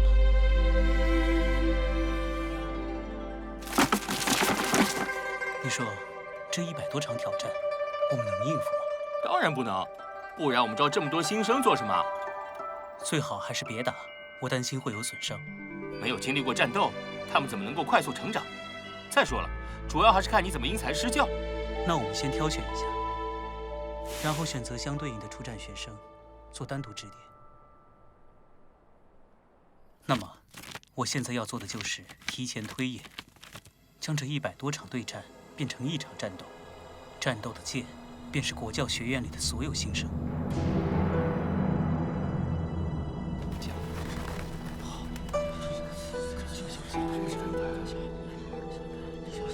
诸位，今天国教学院招新结束，重新大开院门，接受诸门演武挑战。20年了，我没想到还能看见这一天。年轻的小娃娃们，输了可别哭鼻子。福星之出列。同窗当中，你的境界实力最强，让那些外人看看咱们国教学院真正的实力。是。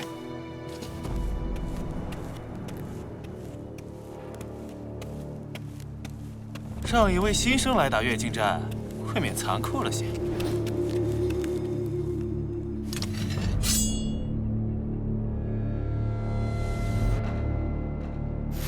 明天你开始先用这招。中山风雨剑第一式起仓皇。呀！好。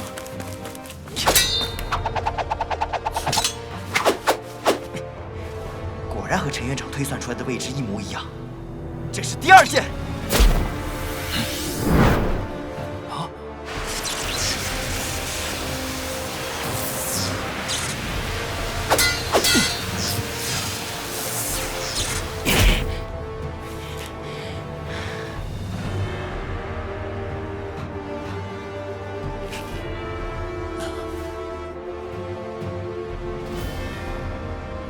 我输了。但我出了4剑，记住，只要你能够在这个强大对手面前使出了4级剑招，便是成功。别傻乐了，快回来吧。哦，告辞。这是陈院长的剑法。是的，实在好剑。哼，到我了，哪个胆儿大的，来吧。师兄，情况好像有些不对劲儿。昨夜陈院长教了你一招，你就算怕了，可也没办法临时换人。我是别家的人，我家公子别天心说过，刀剑无眼，今天便是把你灭了又怎样？哼，我当然知道你是别家的仆人，叶兴庆。你们都给我听着！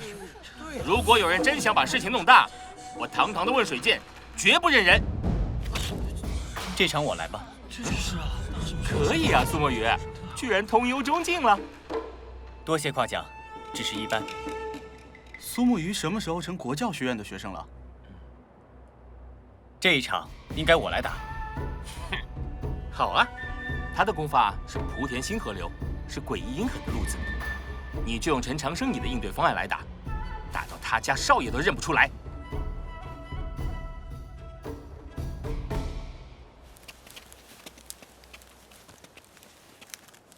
来了。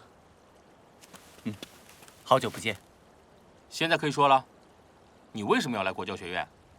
我是来躲麻烦的。如果我回离宫附院，接下来肯定是安排我代表离宫附院来挑战你们。我只喜欢读书修行，不喜欢做这些事情。而且刚才就对你说过，这一场应该由我来打，因为别天心是我表哥。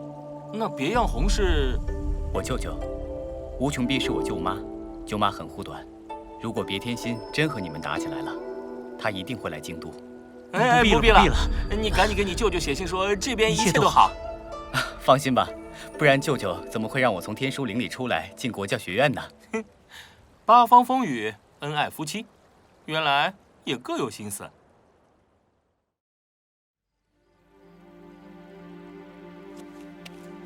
来，我带你参观一下学院，再看看以后的住处。有劳堂兄了。这边普通学生不能过来。刚才那堵矮墙你也看着了。不过，你当然不是普通学生。都是学生，想特选不妥。陈长生是院长，我是院监，轩辕破是主管。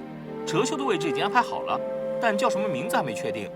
洛洛殿下是终身名誉副院长，你要什么职位随便提。可我还是觉得大家都是年轻人，为何非要用一堵墙隔开呢？因为陈长生说他喜欢清静，我看他这个人是有太多秘密，怕被人发现。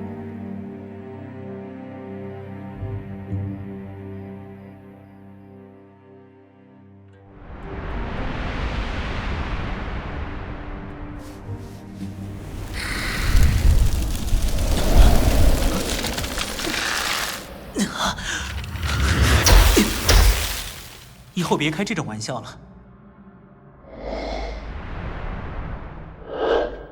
怎么像个小姑娘似的调皮？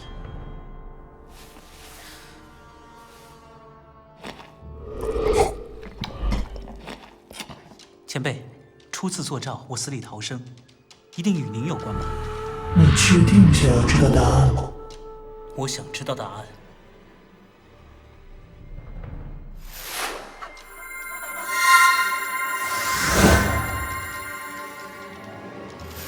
原来如此，我该怎么谢您呢？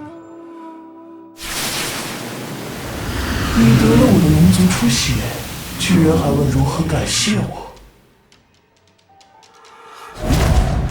谢你，我愿是福星持故思故自去旁。这龙吟是什么意思？您究竟想要我做什么？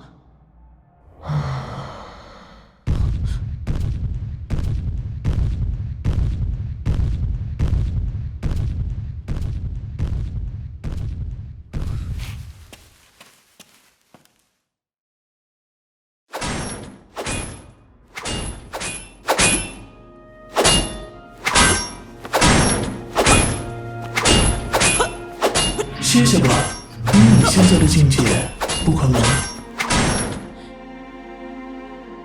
您刚才到底说了些什么？您要我做什么？什么时候你懂了那句话，便自然会有答案。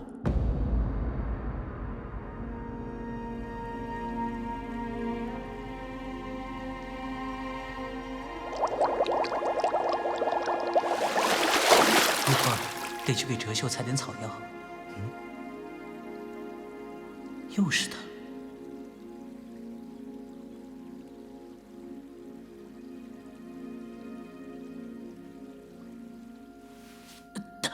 为何我会无法动弹？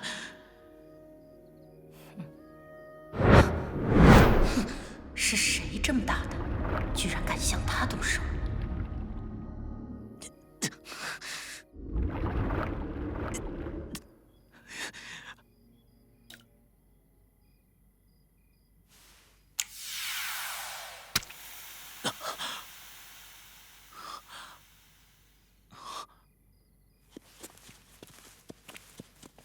那滴茶水，竟让人感觉清爽无比。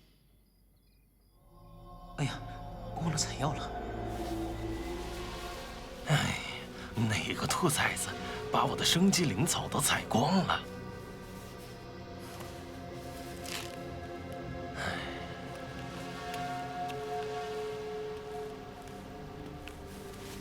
满载而归。不好，是哲秀。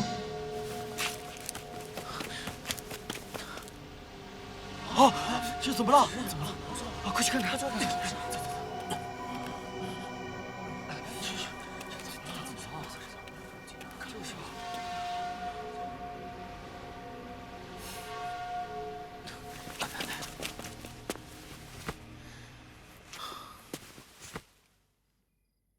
哲秀伤势尽复，甚至自行冲开了妖族身躯里特有的17个气窍，这是何等的勇气！但他做到了。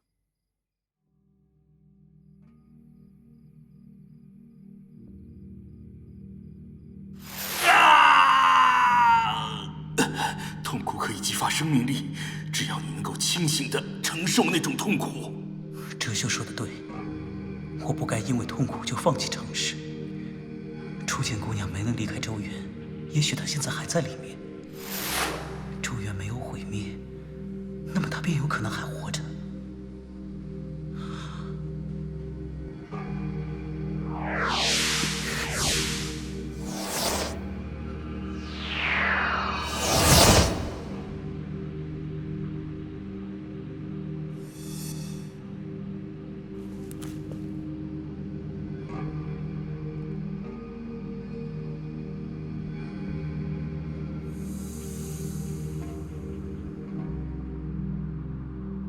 周原还依然存在着，也重新建立了规则。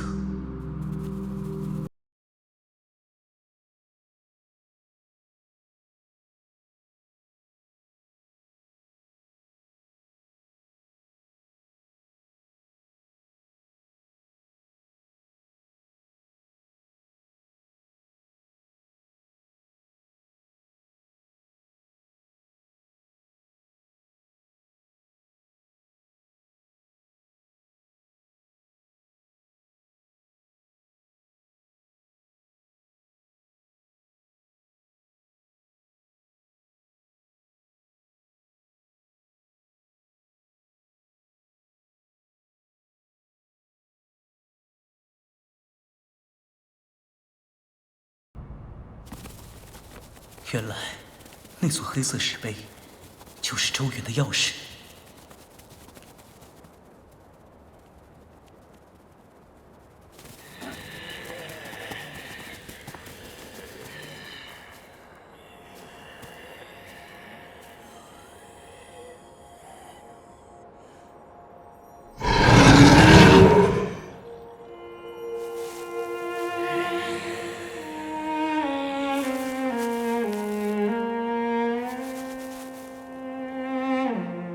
这些是药材，能给你疗伤，希望周原能继续存在下去。这是上次遗落在周原里的东西。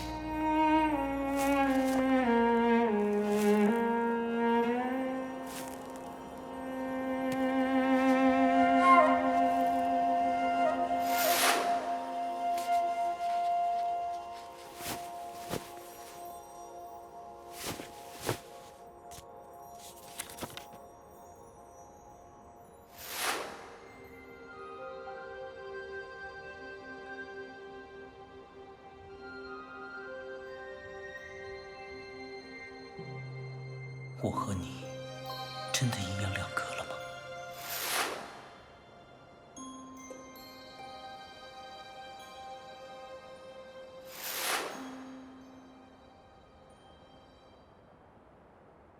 我会完成对你的承诺。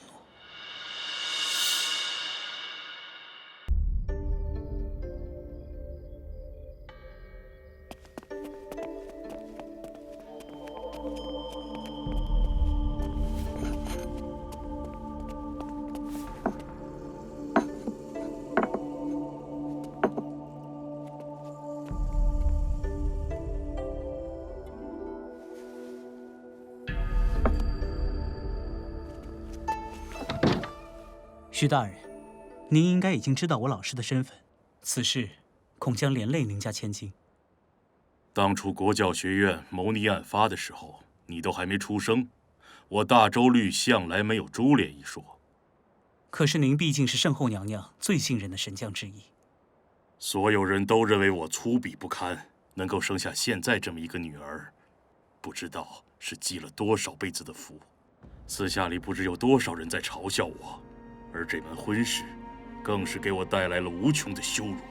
在世人眼中，最开始是我们徐府瞧不上你这个穷酸少年，想要悔婚，甚至对你诸多打压羞辱。而后来，当知道你与教宗陛下的关系之后，则厚着脸皮缠着你，非要与你结亲，真是很不要脸。不过好在没有人认为我家蓉儿配不上你，不然只怕连她都会被人笑话。既然您知道这件事很难看，上次我来退婚的时候，何不直接收回婚书？我不在乎这些羞辱与嘲笑，我都能忍，因为我是为父亲，为自己女儿考虑，又有什么错呢？他可不像是个为女儿着想的人，但对您来说，代价太大了。不错，将来如果教宗大人败了，圣后娘娘不会放过我。但就算我死了，娘娘她对蓉儿依然会宠爱有加。而如果教宗大人胜了，因为你的关系，想来他老人家也不会对蓉儿有任何不好的看法。南北河流大势已成，骊山或许还能保住锋芒，可南溪斋还能有什么作为？如果蓉儿不与你结亲，将来最好的结局也不过是枯守圣女峰。可是如果这门婚事能成功呢？教宗与圣女，这才是真正的南北河流。无论南北，所有人都愿意看到这样的画面。不管到时候我是否还活着，但我徐家必将青史留名。当初你们也是这么说秋山君的。教宗大人是你的师叔，只凭这一点，秋山君便永远也及不上你。哼，年轻人与老男人果然不是一路人。是我不如他。上次我就说过，如果你真的坚持要退婚，就当着蓉儿的面把婚书给她。婚书先放在贵府，如果徐小姐回京后有想法，请去信国教学院。告辞。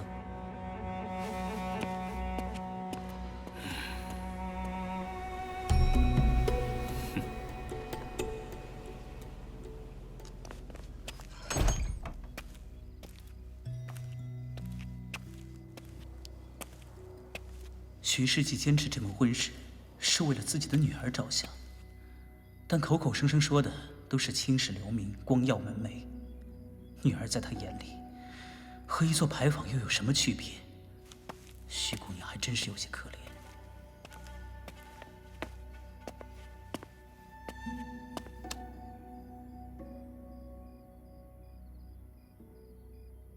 我要尽快把这件事情解决。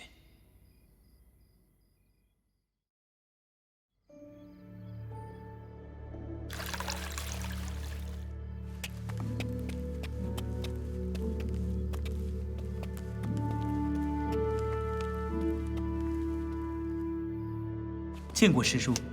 说来奇怪，前些天最难的时候，你没有向离宫求援，怎么今夜倒忽然来了？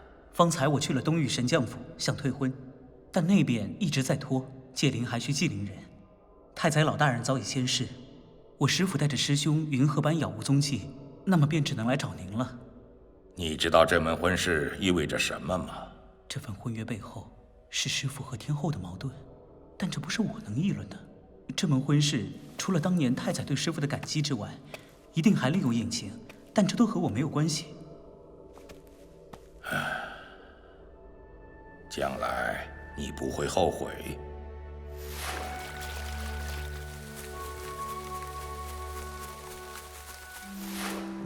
不会。好。还有一事，我不想卷入我师父和圣后娘娘的这场纠纷，所以能不能不打？你和新晋圣女这一战，青药13司那边已经开始准备挑战书了。既然今天已经获得您的首肯，和他解除婚约后，更没有任何理由打这一场。我们这一门修的就是顺心意，只要你自己愿意，当然可以。即便对方想要，你也可以避开。只是你要能够做到确认，选择确实是在顺自己的心意而行。是。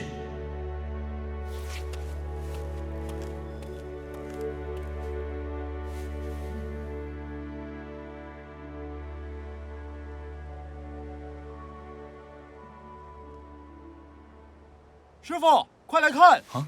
白帝圣人给我们送来了好东西。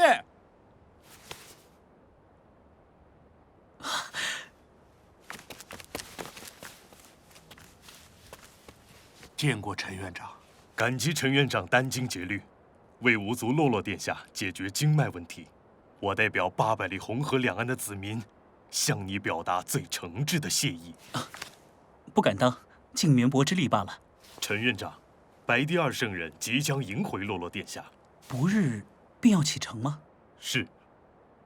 由我护送洛洛殿下回白帝城。啊，这些是献给贵院的礼物，实在不成敬意。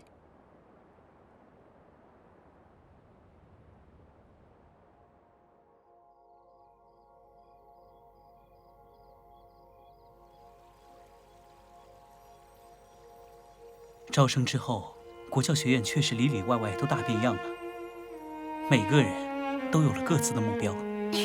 真的？嗯，听我慢慢跟你说。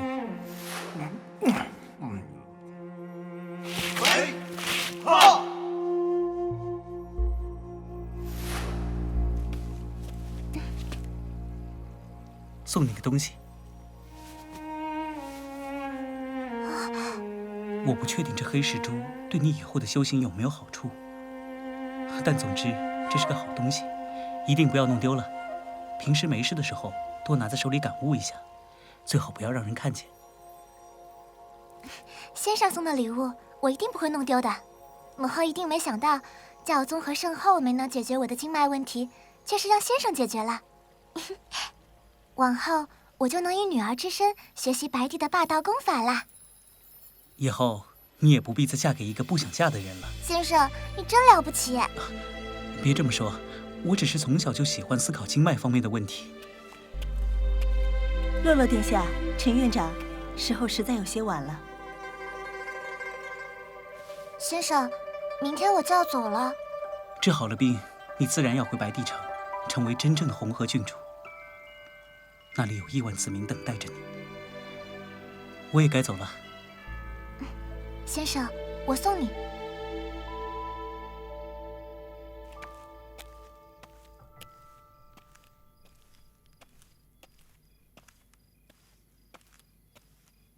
先生，有件事我一直在骗你。啊？其实我不是12岁，我和先生您同岁。你怎么能骗人呢？先生，您自己笨，看不出来，还要怪我喽。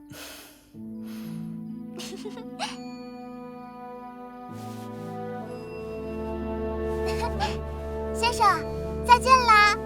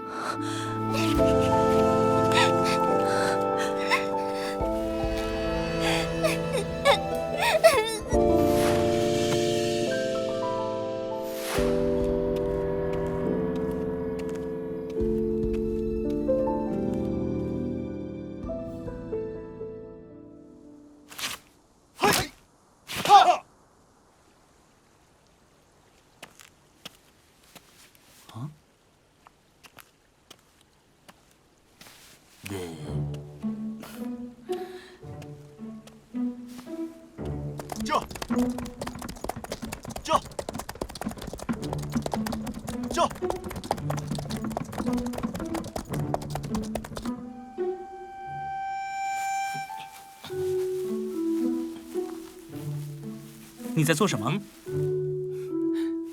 和你说过，我准备把你的那些剑都藏起来，以后让人来找。最近你隔几天就找我要一把剑，就没剑还回来，难道都被你藏起来了？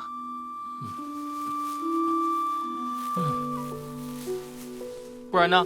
难道我还能把你的那些破剑卖了买酒喝？胡闹！那可是我的剑，你赶紧还回来。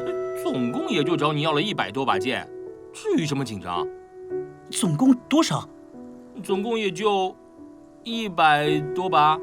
我不知道你是要把这些剑藏起来，还以为你要借剑意学剑法，所以专门挑了好的那些剑给你。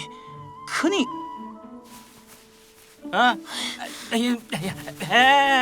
那又如何？瞧你那小气样，不就几把破剑？这2年我给了你多少银子？这不是银子的事情。如果让我知道你这么糟蹋东西，怎么会给你啊？我不管。你，藏剑很累的，再重新找出来很麻烦。再说了，茅厕里面真的很臭哎。啊！居然把我的剑藏在茅厕里了！你就当没听到，反正我懒得去找。那我自己去。你赶紧告诉我，那些剑还藏在哪里了？既然是藏，当然不能告诉你地方，得自己找。能找到就算你厉害喽。请不要用“啰”这个字。落下个大萝卜。以后别再说这事了。蠢成你这样，还不如一根萝卜。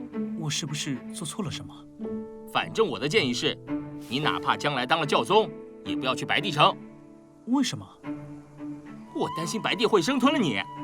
其实吧，你虽然傻了些，但正所谓傻人有傻福。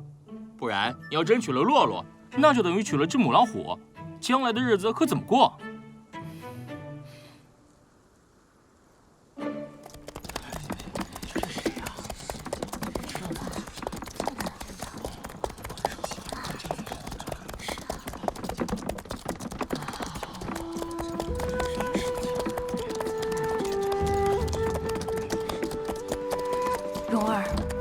圣后与我辛苦栽培你多年，新任圣女的第一战，绝不能输给陈长生啊！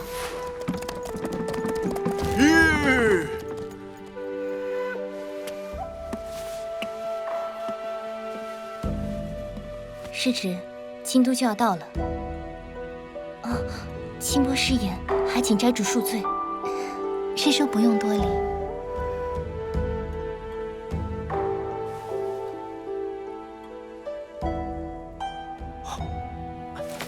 拜见圣女，拜见圣女，拜见圣女，拜见圣女。愿圣光与你们同在。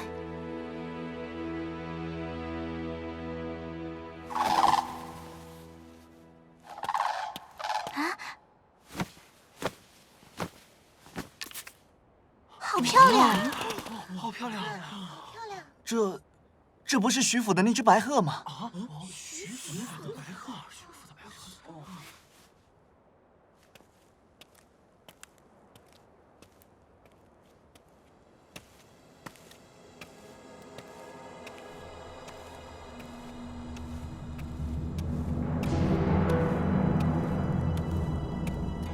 他回来了。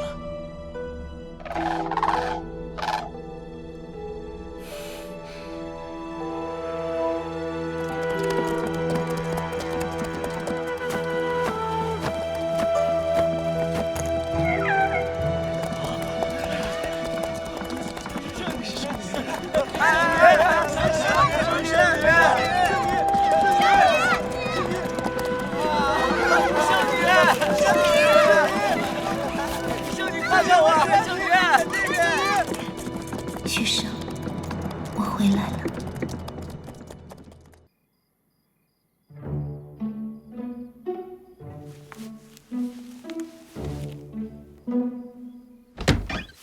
可让我抓住了！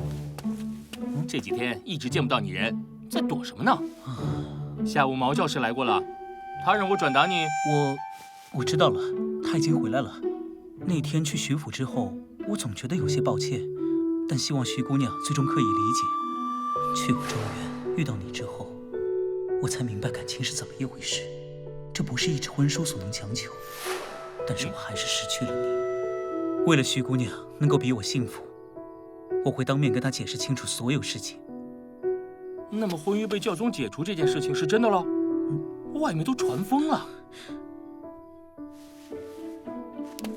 我现在不能回答你。啊？对我都不能说？哼，你就憋着吧，我不管了。唉，你也不懂我心思。待徐有容回京后，我会让他了解整件事，由他先向世人宣布解除婚约，再由我来接受这一切。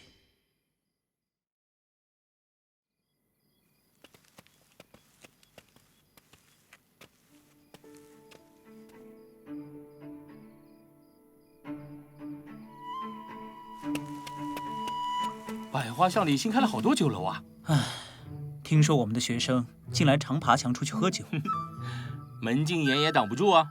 年轻人嘛，总要做些年轻人喜欢做的事情，比如吃饭喝酒、引吭高歌、畅谈人生什么的。淋雨一退，旗下正位，与我柔情是谁？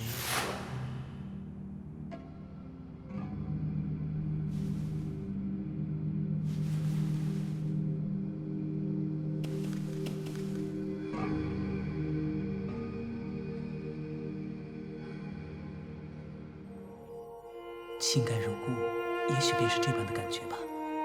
真好。如果离开了周原，我们还能见到吗？如果能离开的话，其实现在也蛮好。其实，也许这是我一生里最不孤单的时候了。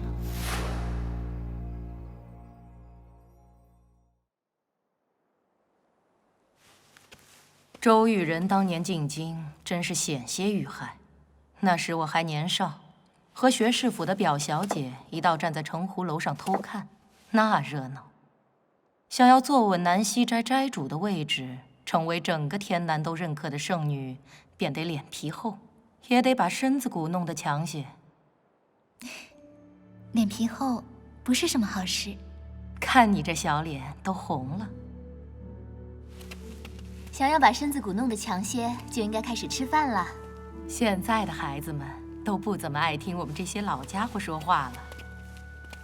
娘娘才不老呢，娘娘永远不老。几年没见，你这小嘴啊，还是这么甜。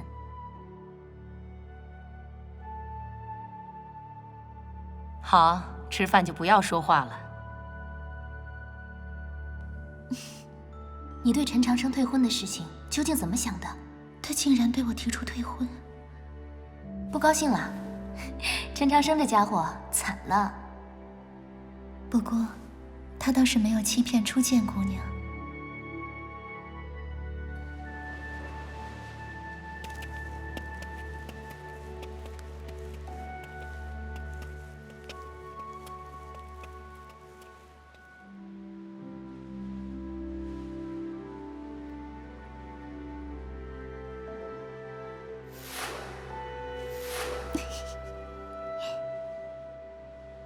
师父外出云游之后，需要安抚弟子们的心绪，压力陡然而来，有时真不知该怎么应对。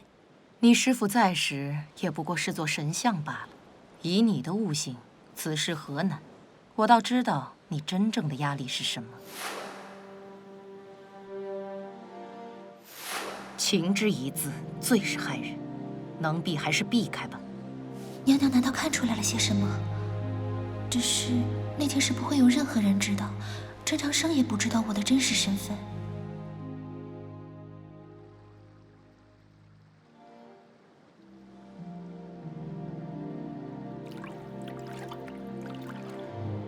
怎么办呢？如果一定要和他打一场，怎么打？实在不行，那就输给他。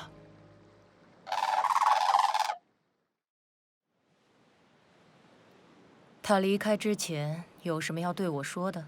师父说，希望娘娘不要太操心国事，多过些自己的日子。真是愚蠢！这世界上生存和获得最高的权利，对女人来说何其艰难。你师父的天赋智慧更是万中无一。我以为他会和别的蠢女人不同，结果这么聪明一个女人也过不了情关。凭什么女人就只能过那种日子？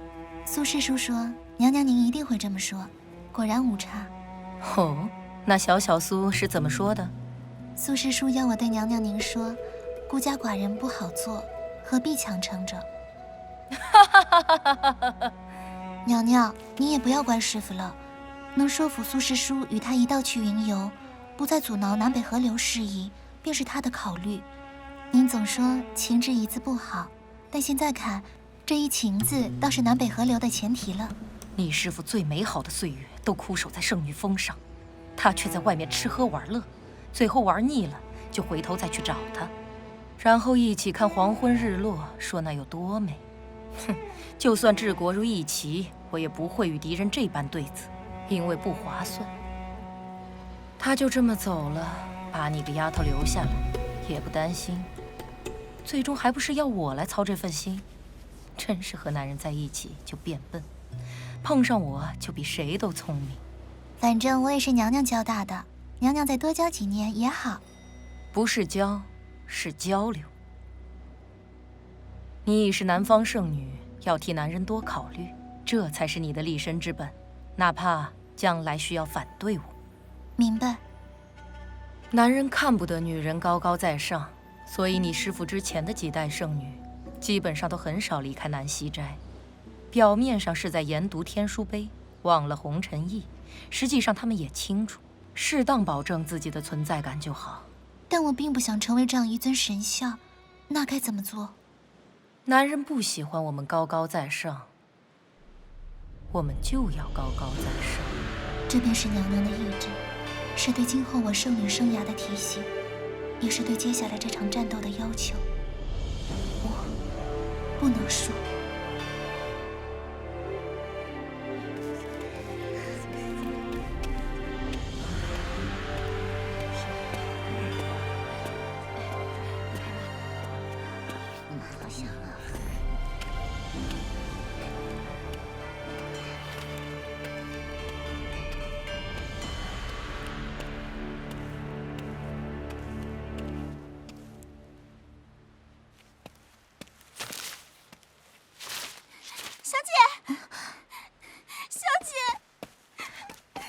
双儿，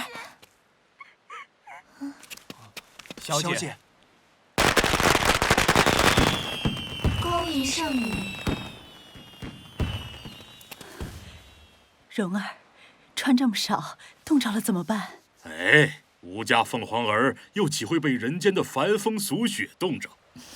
数年不见，蓉儿真是长大了，居然真成了圣女。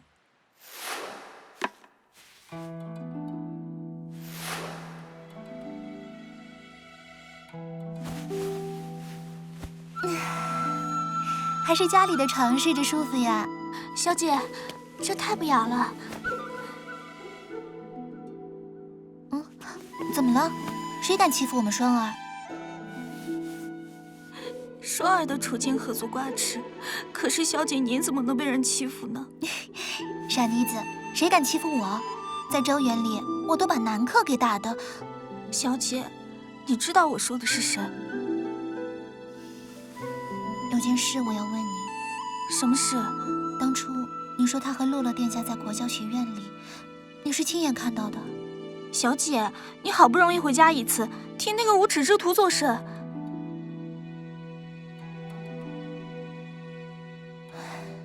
据说国教学院的旧门已经换成新的了。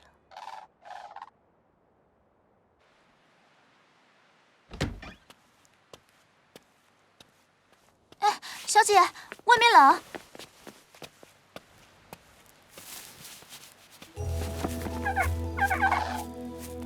啊，这是什么鸟？一只山鸡。啊，圣女峰果然不是普通地方，连山鸡居然都长得这么凶恶。那它吃什么呢？它喜欢吃肉，家里如果有蓝龙虾，弄点给它尝尝。家里没有，整座京都现在都吃不到蓝龙虾。国教学院把城湖楼买了下来，只有那里才吃得到。哎，小姐，家里有上好的小牛肉，我去取些来。原来这整整半天时间，你都在国教学院玩呢。那你告诉我，他在京都是怎么过的？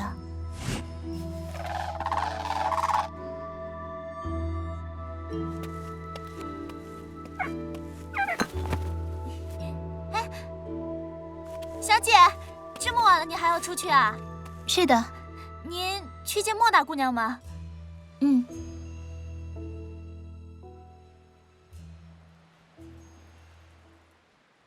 国教学院与这藏污纳垢之处竟只有一街之隔，都是做院长的人了，也不管管。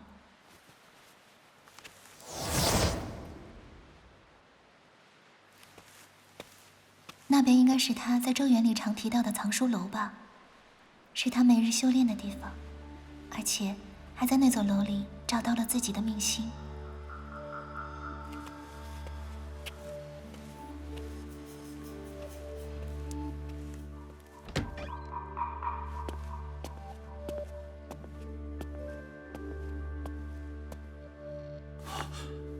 门外这人境界与我相似，但即便完全恢复到巅峰实力，我依然不是他的对手。到底是谁？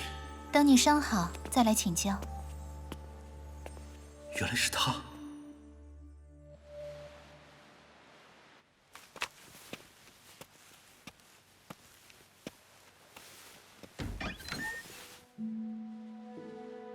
只有淡淡的皂树叶味道。这家伙该不会受洁癖吧？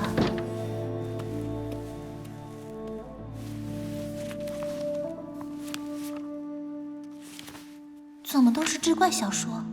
他自幼通读道藏，现在到不思进取了。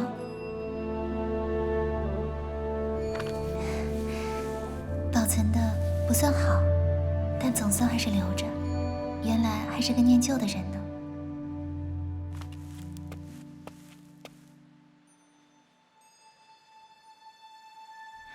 这是谁的长发？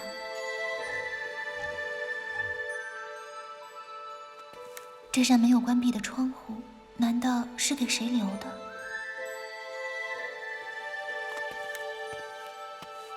陈长生，别怪姐姐没和你说，你那位未婚妻对你怨气极重，你可得小心些。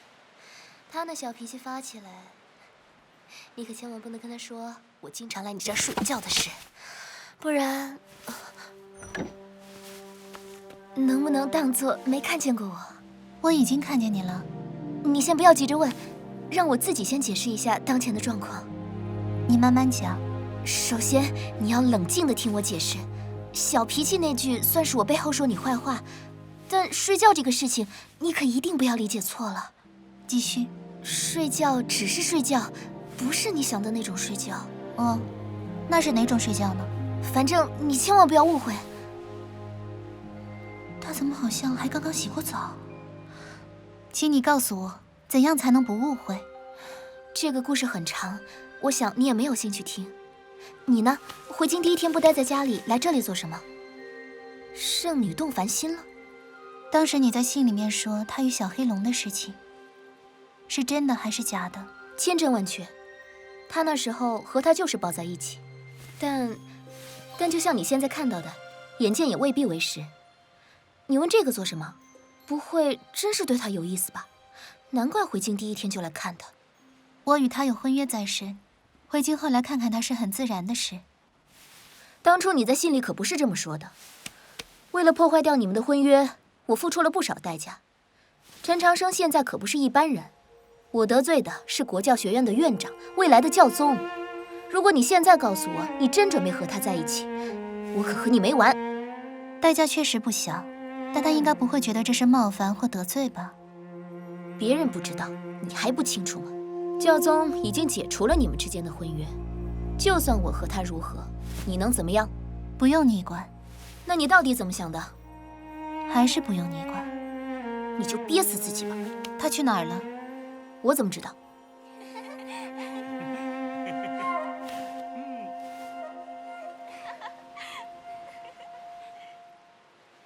你不要生气了，他好像在那边。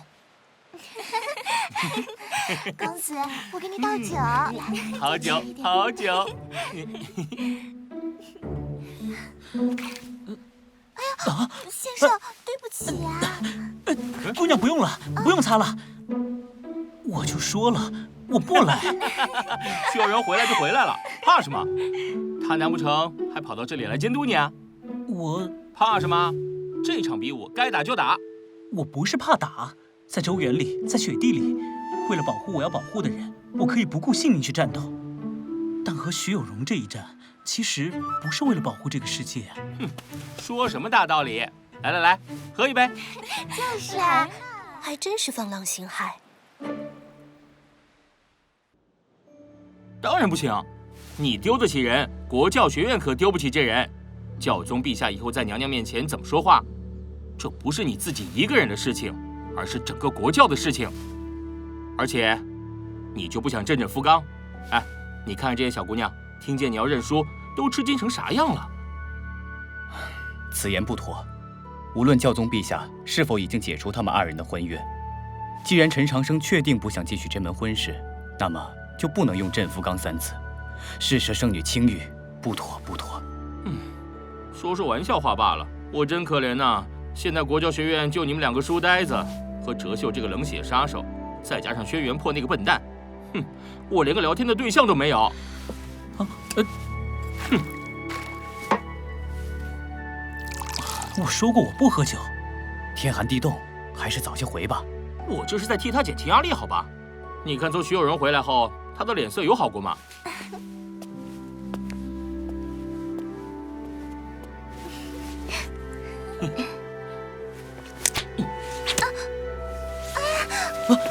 姑娘你，奴家似乎有些不胜酒力。姑娘别这样。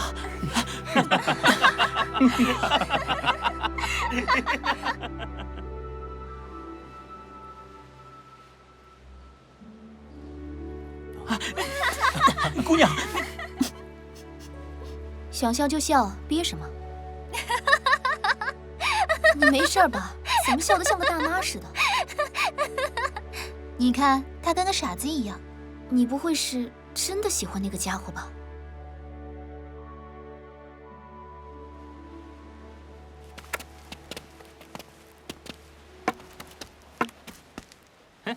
今天终于有心情起来走2步啦。他来过。谁？徐有容。啊，他可能看到我们刚才喝酒的场景了。糟糕啊！我就说我不去，你非要拉着我去。你又不准备娶她，她也不见得想嫁给你，你怕她什么？不错，就算看到，那又如何？切，装什么男子汉大丈夫？有本事坦然喝酒啊！哎呀，我有洁癖，心理上过不了那一关。我们当然知道，你这洁癖是嫌所有人脏。那个圣女来国教学院做什么？是啊，她是不是很生气？所以偷偷过来，准备冷不防给你一剑，那可就触犯我朝律法喽。嘿嘿。她毕竟是圣女，你应该对她尊重些。除了打架比我厉害，我看不出有任何需要尊重她的理由。我一向很尊重徐有容，所以你们也应该尊重他。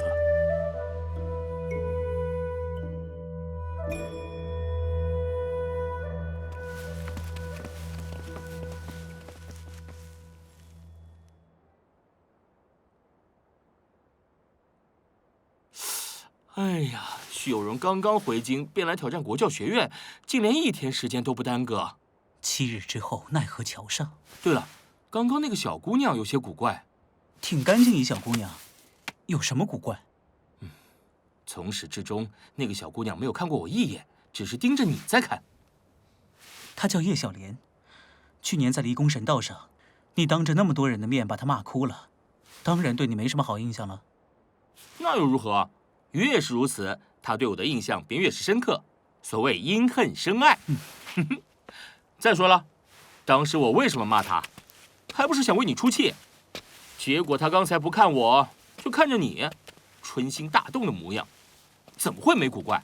不说这些，你帮我出出主意，接下来怎么办？昨天夜里不是已经商量好了，打就是啊。哎，你不会是真的想认输吧？7日后在奈何桥上，可千万不要因为看着徐有容长得漂亮就下不了手。对你这个不解风情的人来说，这应该不会太难。为什么所有人都确定我见了他就会改变心意？我没见过徐有容，但我见过很多见过徐有容便误了终身的人。无论男人还是女人，只要美丽到了极致，便很可怕。当年的周玉人、圣后娘娘，还有现在的徐有容，都是如此。什么意思？就像一幅画、一支梅瓶、一壶秋水、一道远山，想着会破坏这些，你自己都会觉得那是罪过。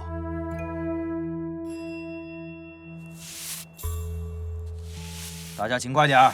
这一场奈何桥之战，各位大人应该都会来观战。圣后娘娘和教宗陛下会出席吗？很有可能，到时候这街道两侧，朝廷和离宫都会有相应的布置。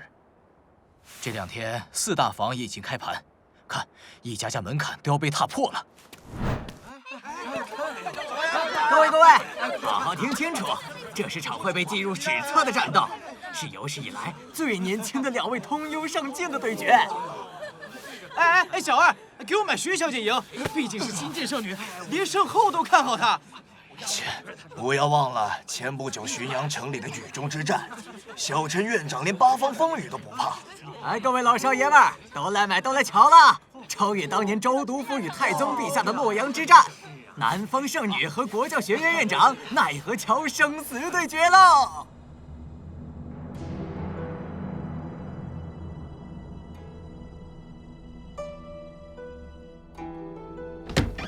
哎，你已经跟很多巨星境交过手，在浔阳城里还对上过画甲嚣张这样的强者，紧张什么呢？徐有容虽然才通幽上境，但要在真凤的天赋血脉爆发之前获得胜利，并不容易。我必须准备最强大的手段。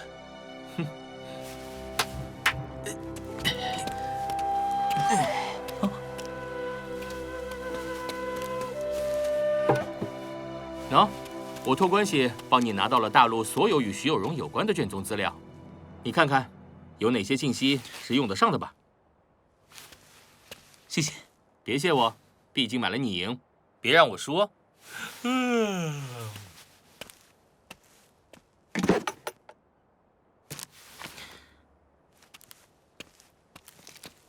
我要找到足够多的信息，才能计算推演出该如何出手。如何得到我要的那个结果。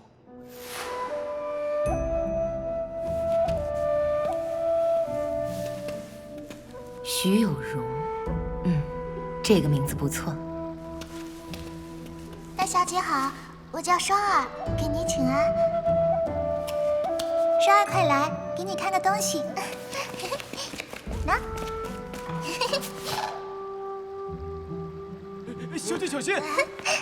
哎呀，徐小姐才4岁，怎么胆子已经这么大了？快救大小姐呀！哎呀，好好的，为啥往水里跳啊？水里有个月亮。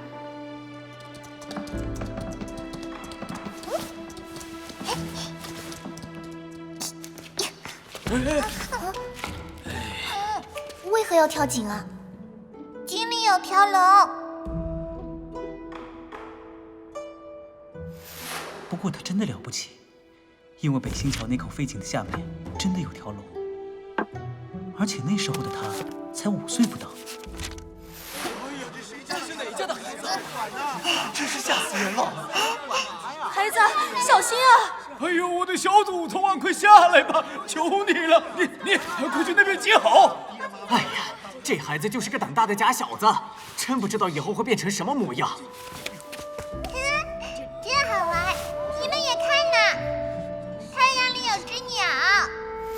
原来他小时候是那样的一个人，可是跟他通信的时候，却完全感觉不到这一点。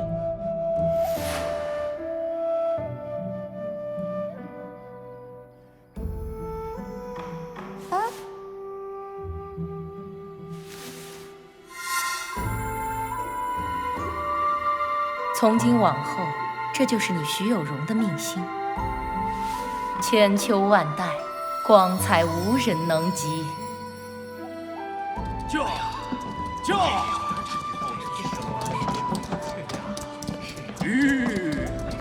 凤凰儿举手投足，真的与凡人不同。小小年纪便与娘娘一样身怀天赋血脉，天赋无可限量啊！京都对他狂热的喜爱和崇拜，竟然从那时候就开始了。这几年，容儿已经结束了青药13司的学业，往后将由你来教管。是，我会将容儿带回南溪斋，精心教养。到南溪斋时，他的境界还只是坐照境，但已经开始解读天书碑。从他的笔记看，靠着天赋血脉，他真的读懂了天书碑。如此说来，他跟秋山君更像。在修道的过程里，没有遇到任何的障碍，只要想学什么，便都能学会。无论真元数量、审视强度、道术功法，都要远远超过他的同龄人。他是真正的凤凰。你这家伙已经2天没出门了。轩辕破给你做了一碗牛肉面，快吃吧。轩师傅牛肉面来喽！怎么了？这些资料有帮助吗？我了解的越多，对于几日后那一战越没有任何信心了。我费了那么大周折弄来的秘辛，你怎么反而越看越泄气啊？没劲！我了解了徐有容的人生，我才明白什么叫做真正的天才。我早就跟你说过，徐有容就是这样让人无话可说。而且这一战终究是要进行的，别多想了。哎，就算再如何不想打，也要打过再说。先吃点东西。4大房传过来的消息，除了国教学院和教书处外，基本上没有什么人买你赢，就连离宫里很多教士都买徐有容赢。多嘴！你可以理解为这是京都民心所向，但并不是对你们实力的评判。那你呢？我对你有信心。这个世界上再也找不出比你更认真的人了。所谓天道酬勤，只要星空还是明亮的，那么像你这么认真的人，没有任何道理失败。谢谢，但建议你还是买我书。我是那种人吗？你别管了，赶紧趁热把面吃了，休息会儿再继续。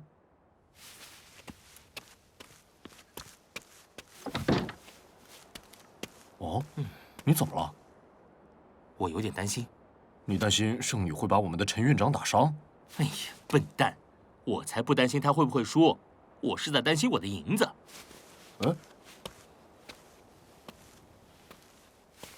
你去做什么？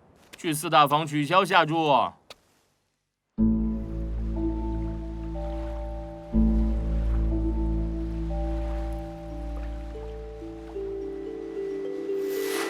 前些天陈长生和周自恒那一战，我挣了不少银子，把这座酒楼买了下来。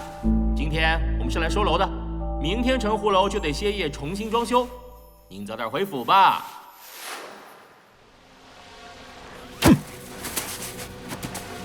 大人，你的意思是，这门婚事没有回旋的余地了？如果我再去找教宗大人，徐老弟，你想靠上离宫，也得看对方愿不愿意让你靠。教宗强行解除婚约，神将府再次被世人嘲笑一番，对你有什么好处？既然这一场终究是要打的，何必事先做那些无用功？哼，看来陈长生是铁定不给我神将府这个面子。就看徐有容如何替你这个父亲出气吧。唉。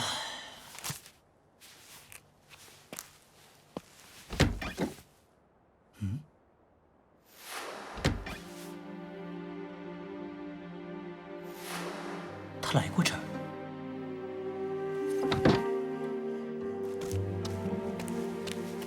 他现在应该不在皇宫里吧？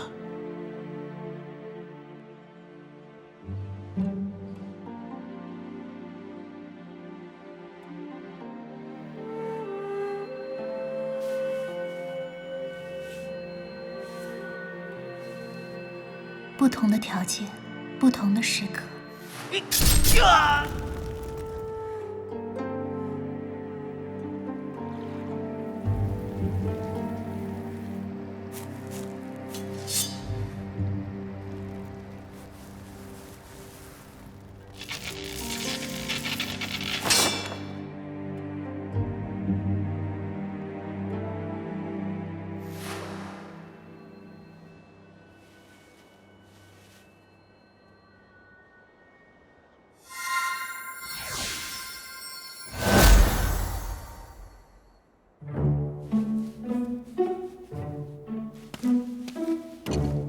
你6天没洗澡了？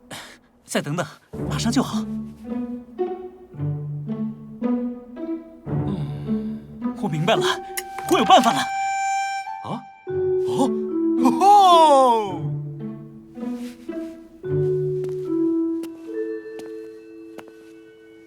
17副信徒，我除了全胜之外，没有别的可能。徐生，你准备的如何了？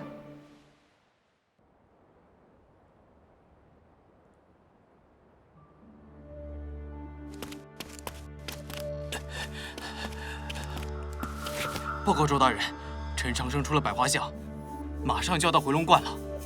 这种小事也需要专门来说一声？属下愚钝。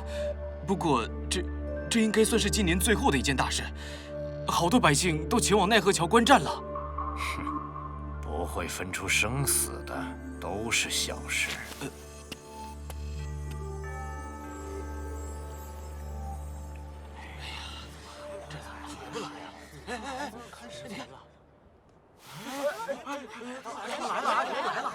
他们来了！会来的。别急，别急。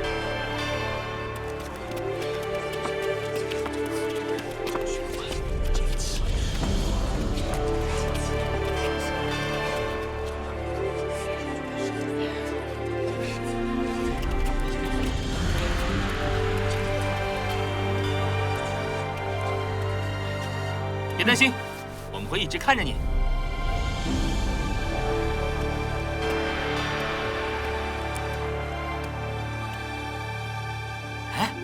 哎，快跟我来！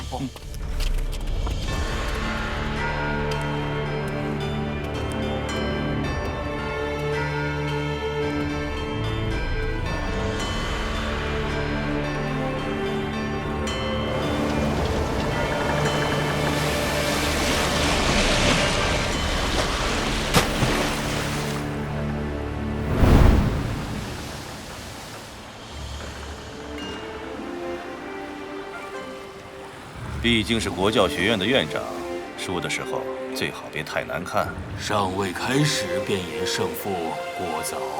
时间还早，他却已经到了，说明心不够静。大战之前想的太多，从来都不是好事。不见得好，也不见得不好。是心浮气躁，还是平静凝神，终究还要看人的心性。我不懂修行，但从陈院长以往来看，要论起平静与耐心，倒是不用质疑。想不到这位礼部尚书竟然心向着我。下雪了。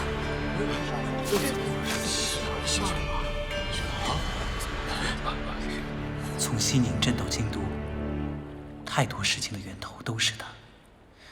现在，终于要和这个人见面了。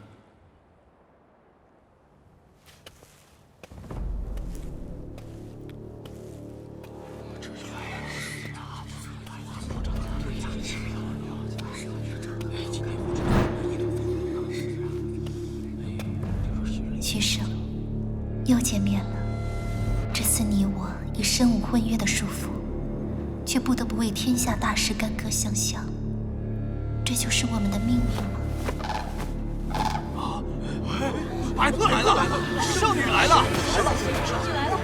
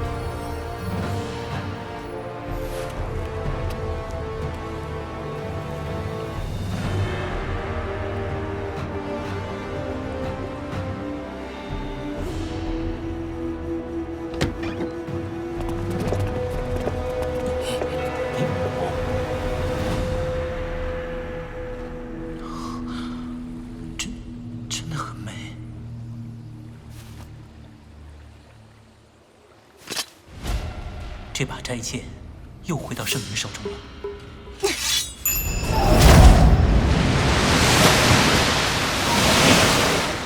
就这么开打啊？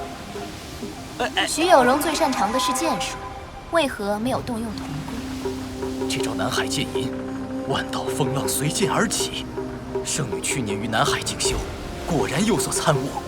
徐有容尚未真的出剑，便有如此声势，陈长生能应付得了吗？原来徐有容在剑道上的修为竟已如此精深，怪不得说他万法皆通。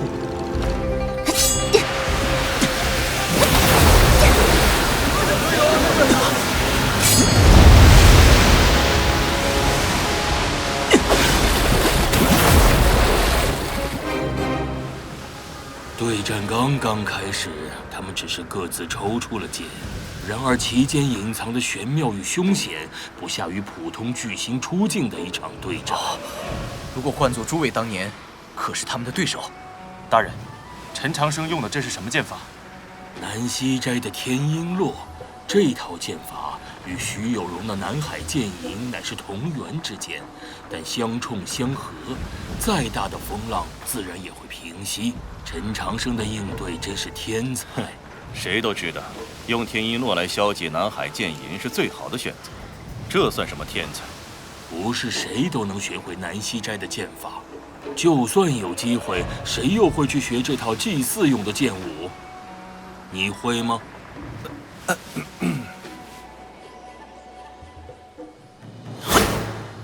叶师部，天道元灵光剑，他最快的一剑。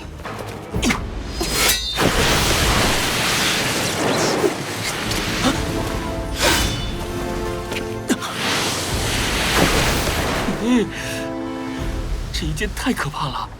除了秋山君的真鲁血脉和洛洛的白帝血脉，世间还有谁能抗衡这一剑？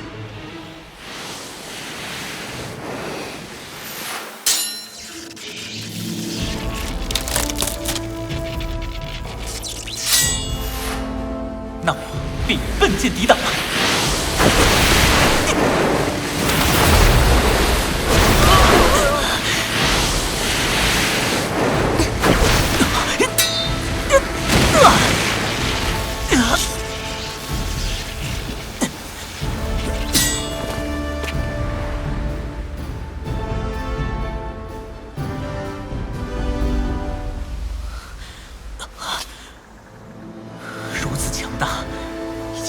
出见姑娘这样的天才，难道这就是天生的王者吗？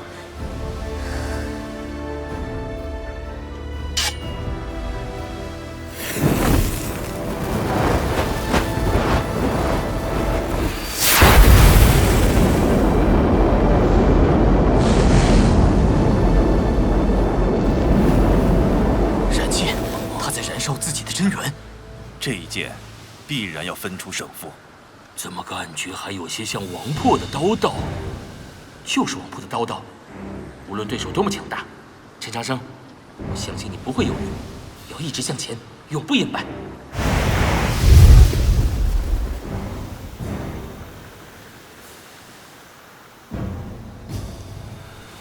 他是让我做选择。如果走过奈何桥中间的那道界限，那将迎来他最强的一剑。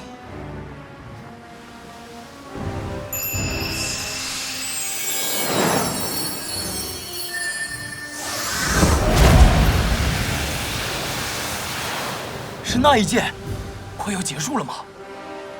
难道大光明剑要重新现世了？啊，什么是大光明剑？初代南方圣女在天书林里观碑悟道，创出了2大道法，一种是高妙难懂的春去野，另一种便是传说中的大光明剑。大光明剑没有具体的招式，更像是万剑的精魄，只要身处天地之间，便无法逃避。等等，周督府闯入圣女峰夺走斋剑后，大光明剑不就已经失传了吗？斋剑已经重新现世，就在圣女手中。也不是历代圣女都能掌握大光明剑。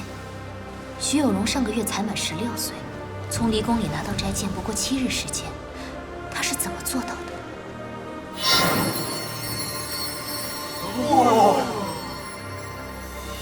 大光明剑非俗世之剑，即便以圣女的天凤血脉，也最多只能出剑1次。那如果陈院长不能破掉这一记大光明剑，则必败无疑。或者说，如果他能破掉这一记大光明剑，则圣女必败无疑。他们不是把自己都逼到绝境了吗？他们都不喜欢表演，所以这场战斗会结束得很快。我要看清光明之后，斋剑真正的意图。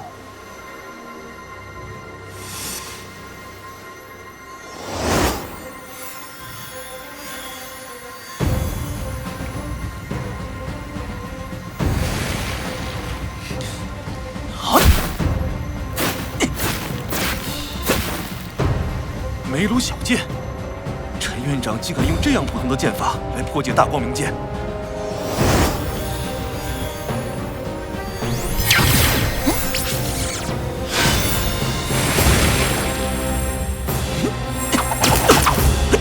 好，绕身棍。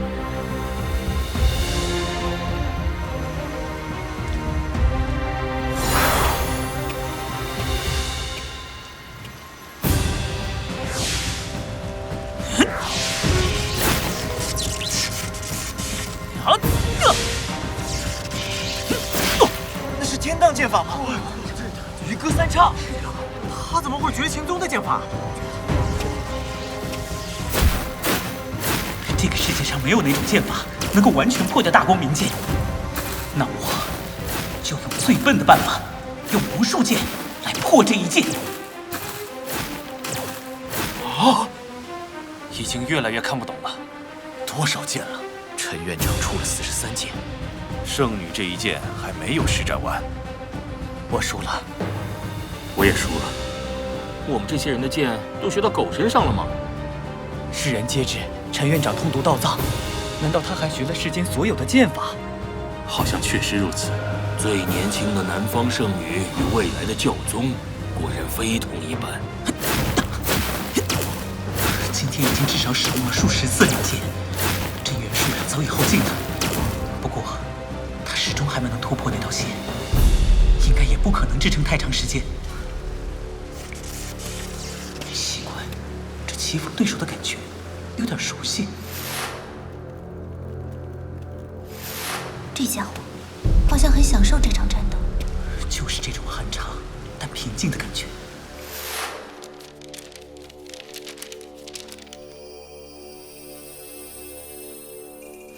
如此对战，倒更像是对谈。如果能一直这样下去，也不错。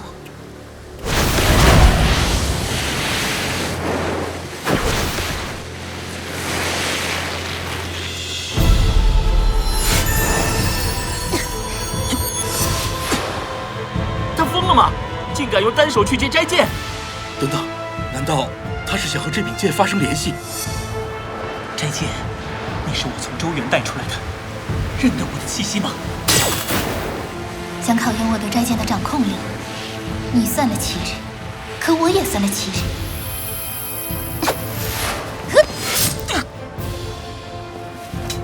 你这招我早就料到了。灵犀指，陈长生必然非死即伤啊！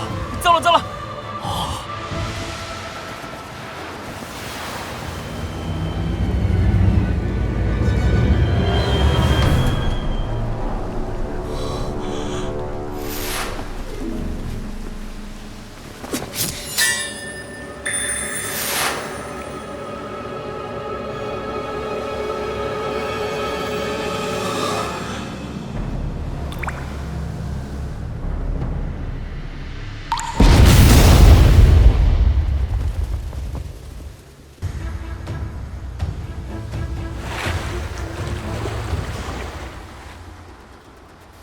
圣女和陈院长都受了伤，看起来陈长生的伤更重一些。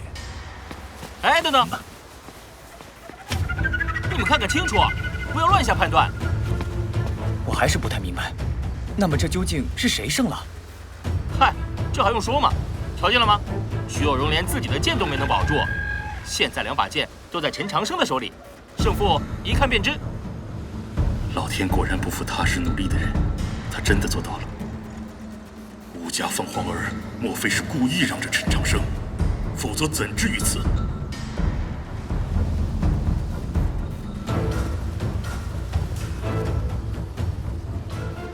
你最后那记无垢剑堪称慧妙无双，有很大的机会能够与我的灵犀指一起落下，最不济也能搏个同生共死。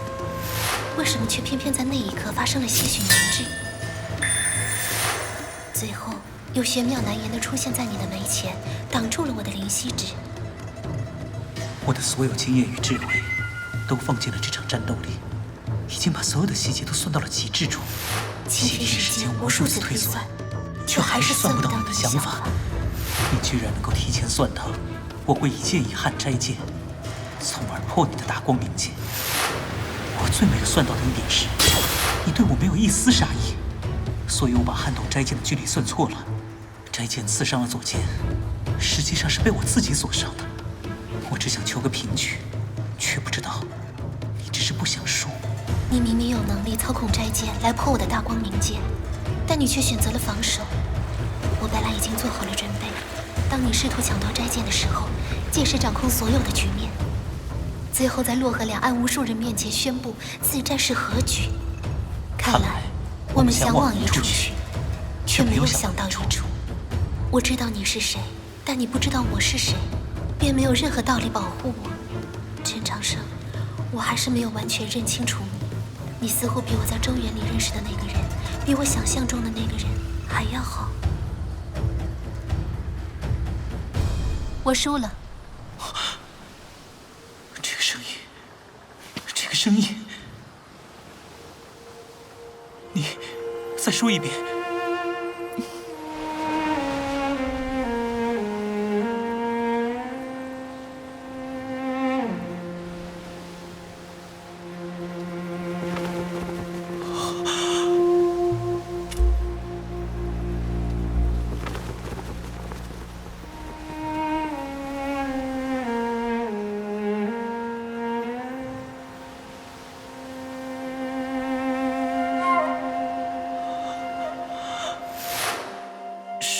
救了我。我隐约听到你是南方秀林族人。你不用谢。你醒了？是，我醒了。那就交班吧。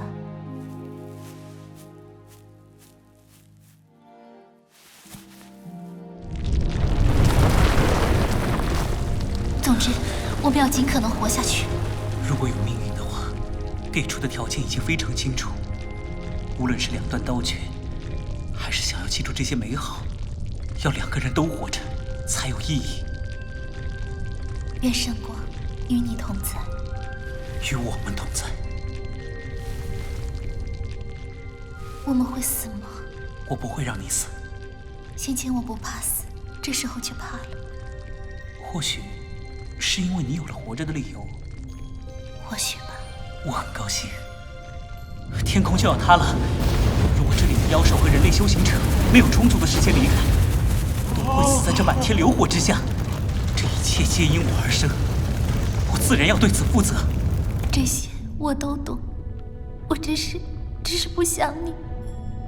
我不会死的，我有太多必须活下去的理由。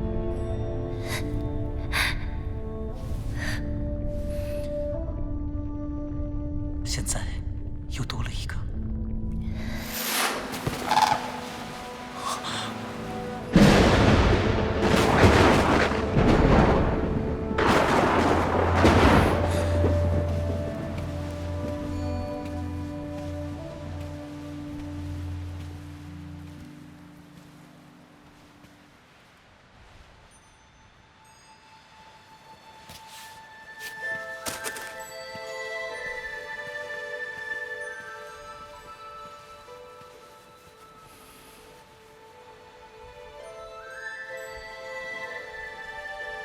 有什么好看的吗？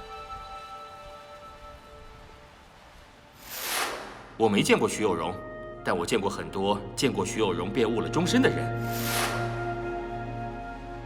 你先别对我说话，我这时候有些乱。先前最后那一剑，你为什么没有按最开始的位置执行，而是忽然改变方位？说出来你可能不信，我是猜的。苏黎前辈传授我会剑的时候说，在很多时候就是要用猜。这个说法听上去有些没道理，但……那你怎么就猜不到我是谁？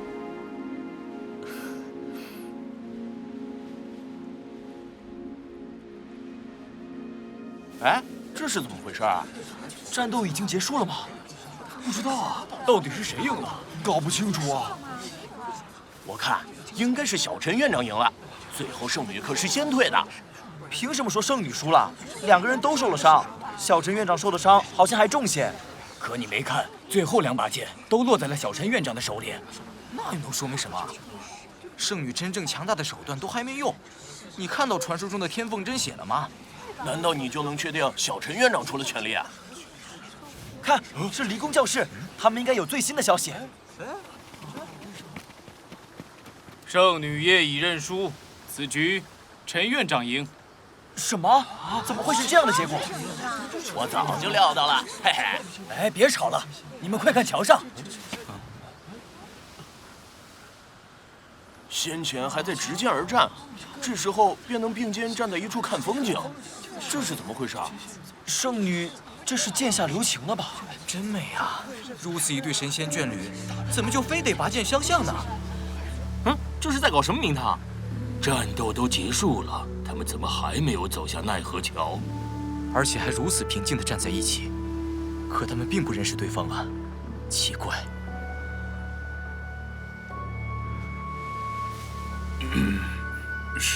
是有点奇怪啊。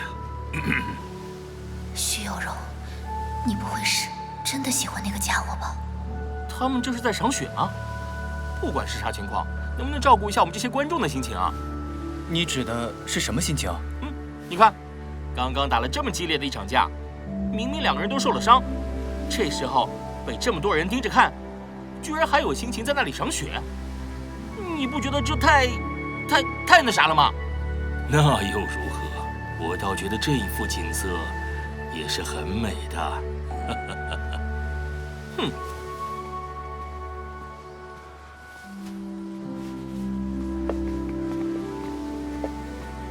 你不要说话。那我不是说过不要说话吗？哦。不要对别人说我们周元的事。见到我高兴吗？真傻。是啊。我先走了。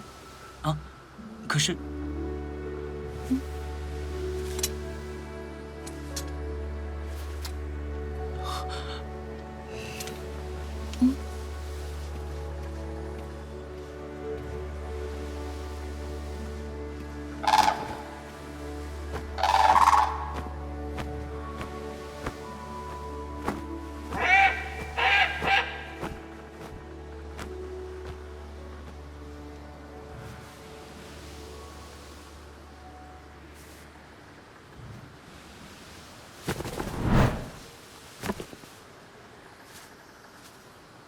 我说，到底谁赢了？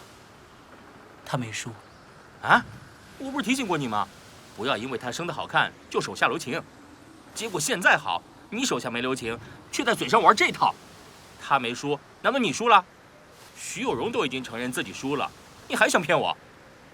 你生什么气啊？我生什么气？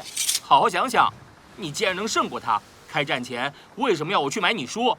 到底是啥意思啊？你是猪啊！啊？那你怎么就猜不到我是谁？是的，我可能真的是猪。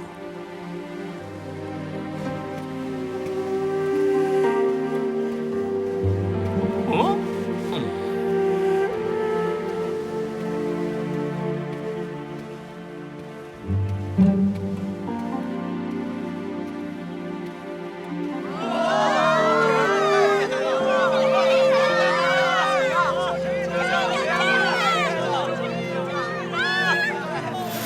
你为什么不想娶她？我的未婚妻非常出名，她很骄傲，倒不是说她趾高气扬、爱发号施令，而是她习惯了故作清高，用居高临下的态度处理所有事情，包括对我。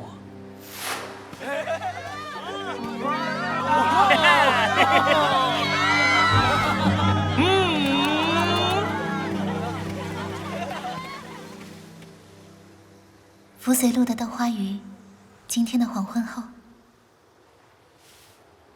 这应该是约会的意思吗？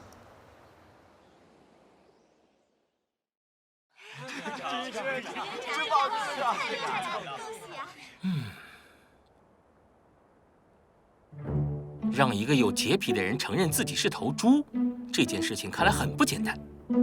你想知道真相，直接问他就好了。我问过，他没有说，而且看他那时的反应，只怕打死都不会说。啊！我知道了，他可能全部身家买了自己书。陈长生道法修为日深，胜负不系于怀，你们过虑了。刚才在回来路上，他一时傻笑，一时皱眉的样子，可不像。糖糖，你来帮我个忙。什么？你帮我看看，晚上出去穿什么衣服比较合适？啊？也不是太正式的场合，只是不想失礼。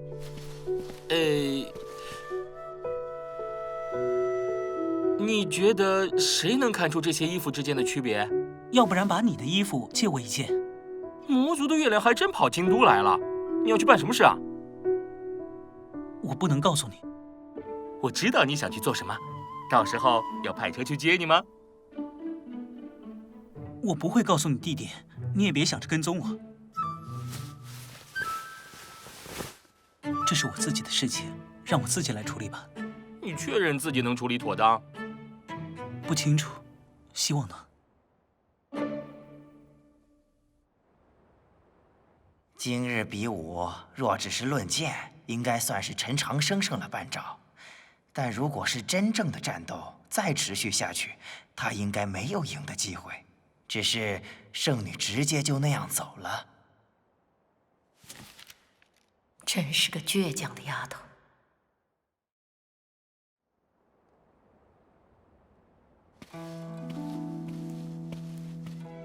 这里就是福随路。我明明看到了好几家食肆，却没有找到纸条上说的什么豆花鱼。那我就在这里等着他吧。陈院长，等等，莫不是他为了惩罚我的愚蠢，所以故意戏弄我？是的，应该是这样吧。不然为什么会在纸条上留下一个并不存在的地址？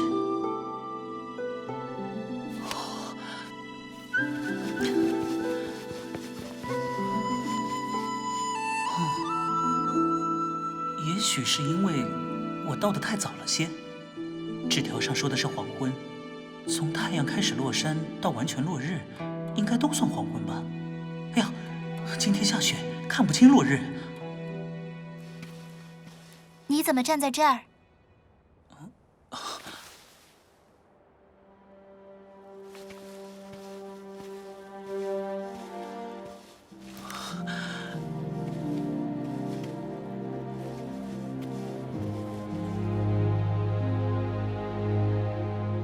青伞便如故，何至于现在便要说白头？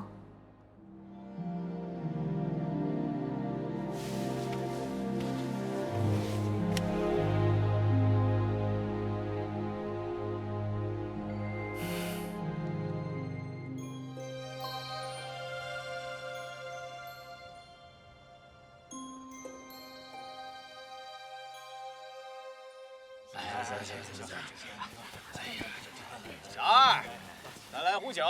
来，好嘞。来，客官，你的酒。帮你。还有啊，刚刚我啊，我去了小菊园，等了会儿，墨雨他没回来，我才过来，晚了些。我先前进巷子里找了2遍，都没找到你说的豆花鱼。3年没回，居然就没了。那家的鱼真的不错。徐有容小姐把那个陈长生打得像条狗一样，怎么可能是她输了？你说她没败，那有容小姐为什么要认输啊？那是她旧情难忘，想着陈长生毕竟曾经是自己的未婚夫，所以才手下留情的。那个人说的不对，在奈何桥上我没有留情，我很认真，就是想和你光明正大的打一场。啊？无论是在周园里还是以后，想必都不会有这个机会，所以进京后我没有去找你。但你没有用最强大的手段。如果你真的动用天凤的血脉，我不是你的对手。你就真的这么想被我击败？其实我只是想看看你生出凤衣的样子，一定很漂亮。如果不是徐家做事太过无耻，这桩姻缘怎么会变成现在这般模样？陈长生就算记恨神将府，也没有道理让有容小姐受此羞辱。退婚是羞辱了徐小姐，这明明是东域神将府嫌贫爱富，自取其辱。你别放在心上，我想应该没有人比我们更明白眼见未必为实的道理。也许吧。记得你当时说，你那位未婚妻趾高气昂，故作清高。你那时自己不也说，这种女子不要也罢？那是被你的言语误导。在周园，你为什么不承认自己就是陈长生？你也没说自己是徐有容啊。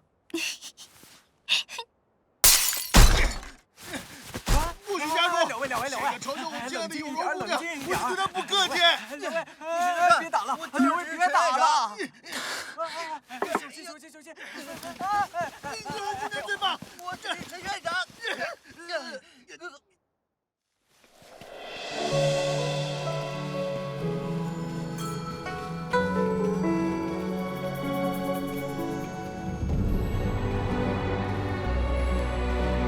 天色晚了，我走了。初见，不，徐有容，我们还会再见吧？会的。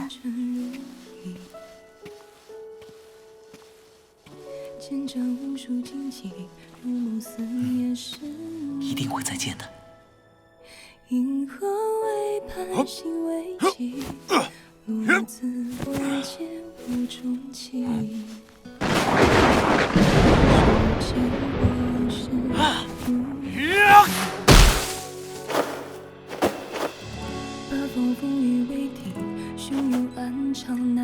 七剑，你还好吗？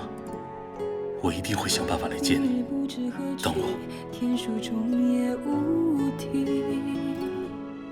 浮世苍生如眼底，心中答案仍难觅。有容师妹，你做到了，真的为你开心。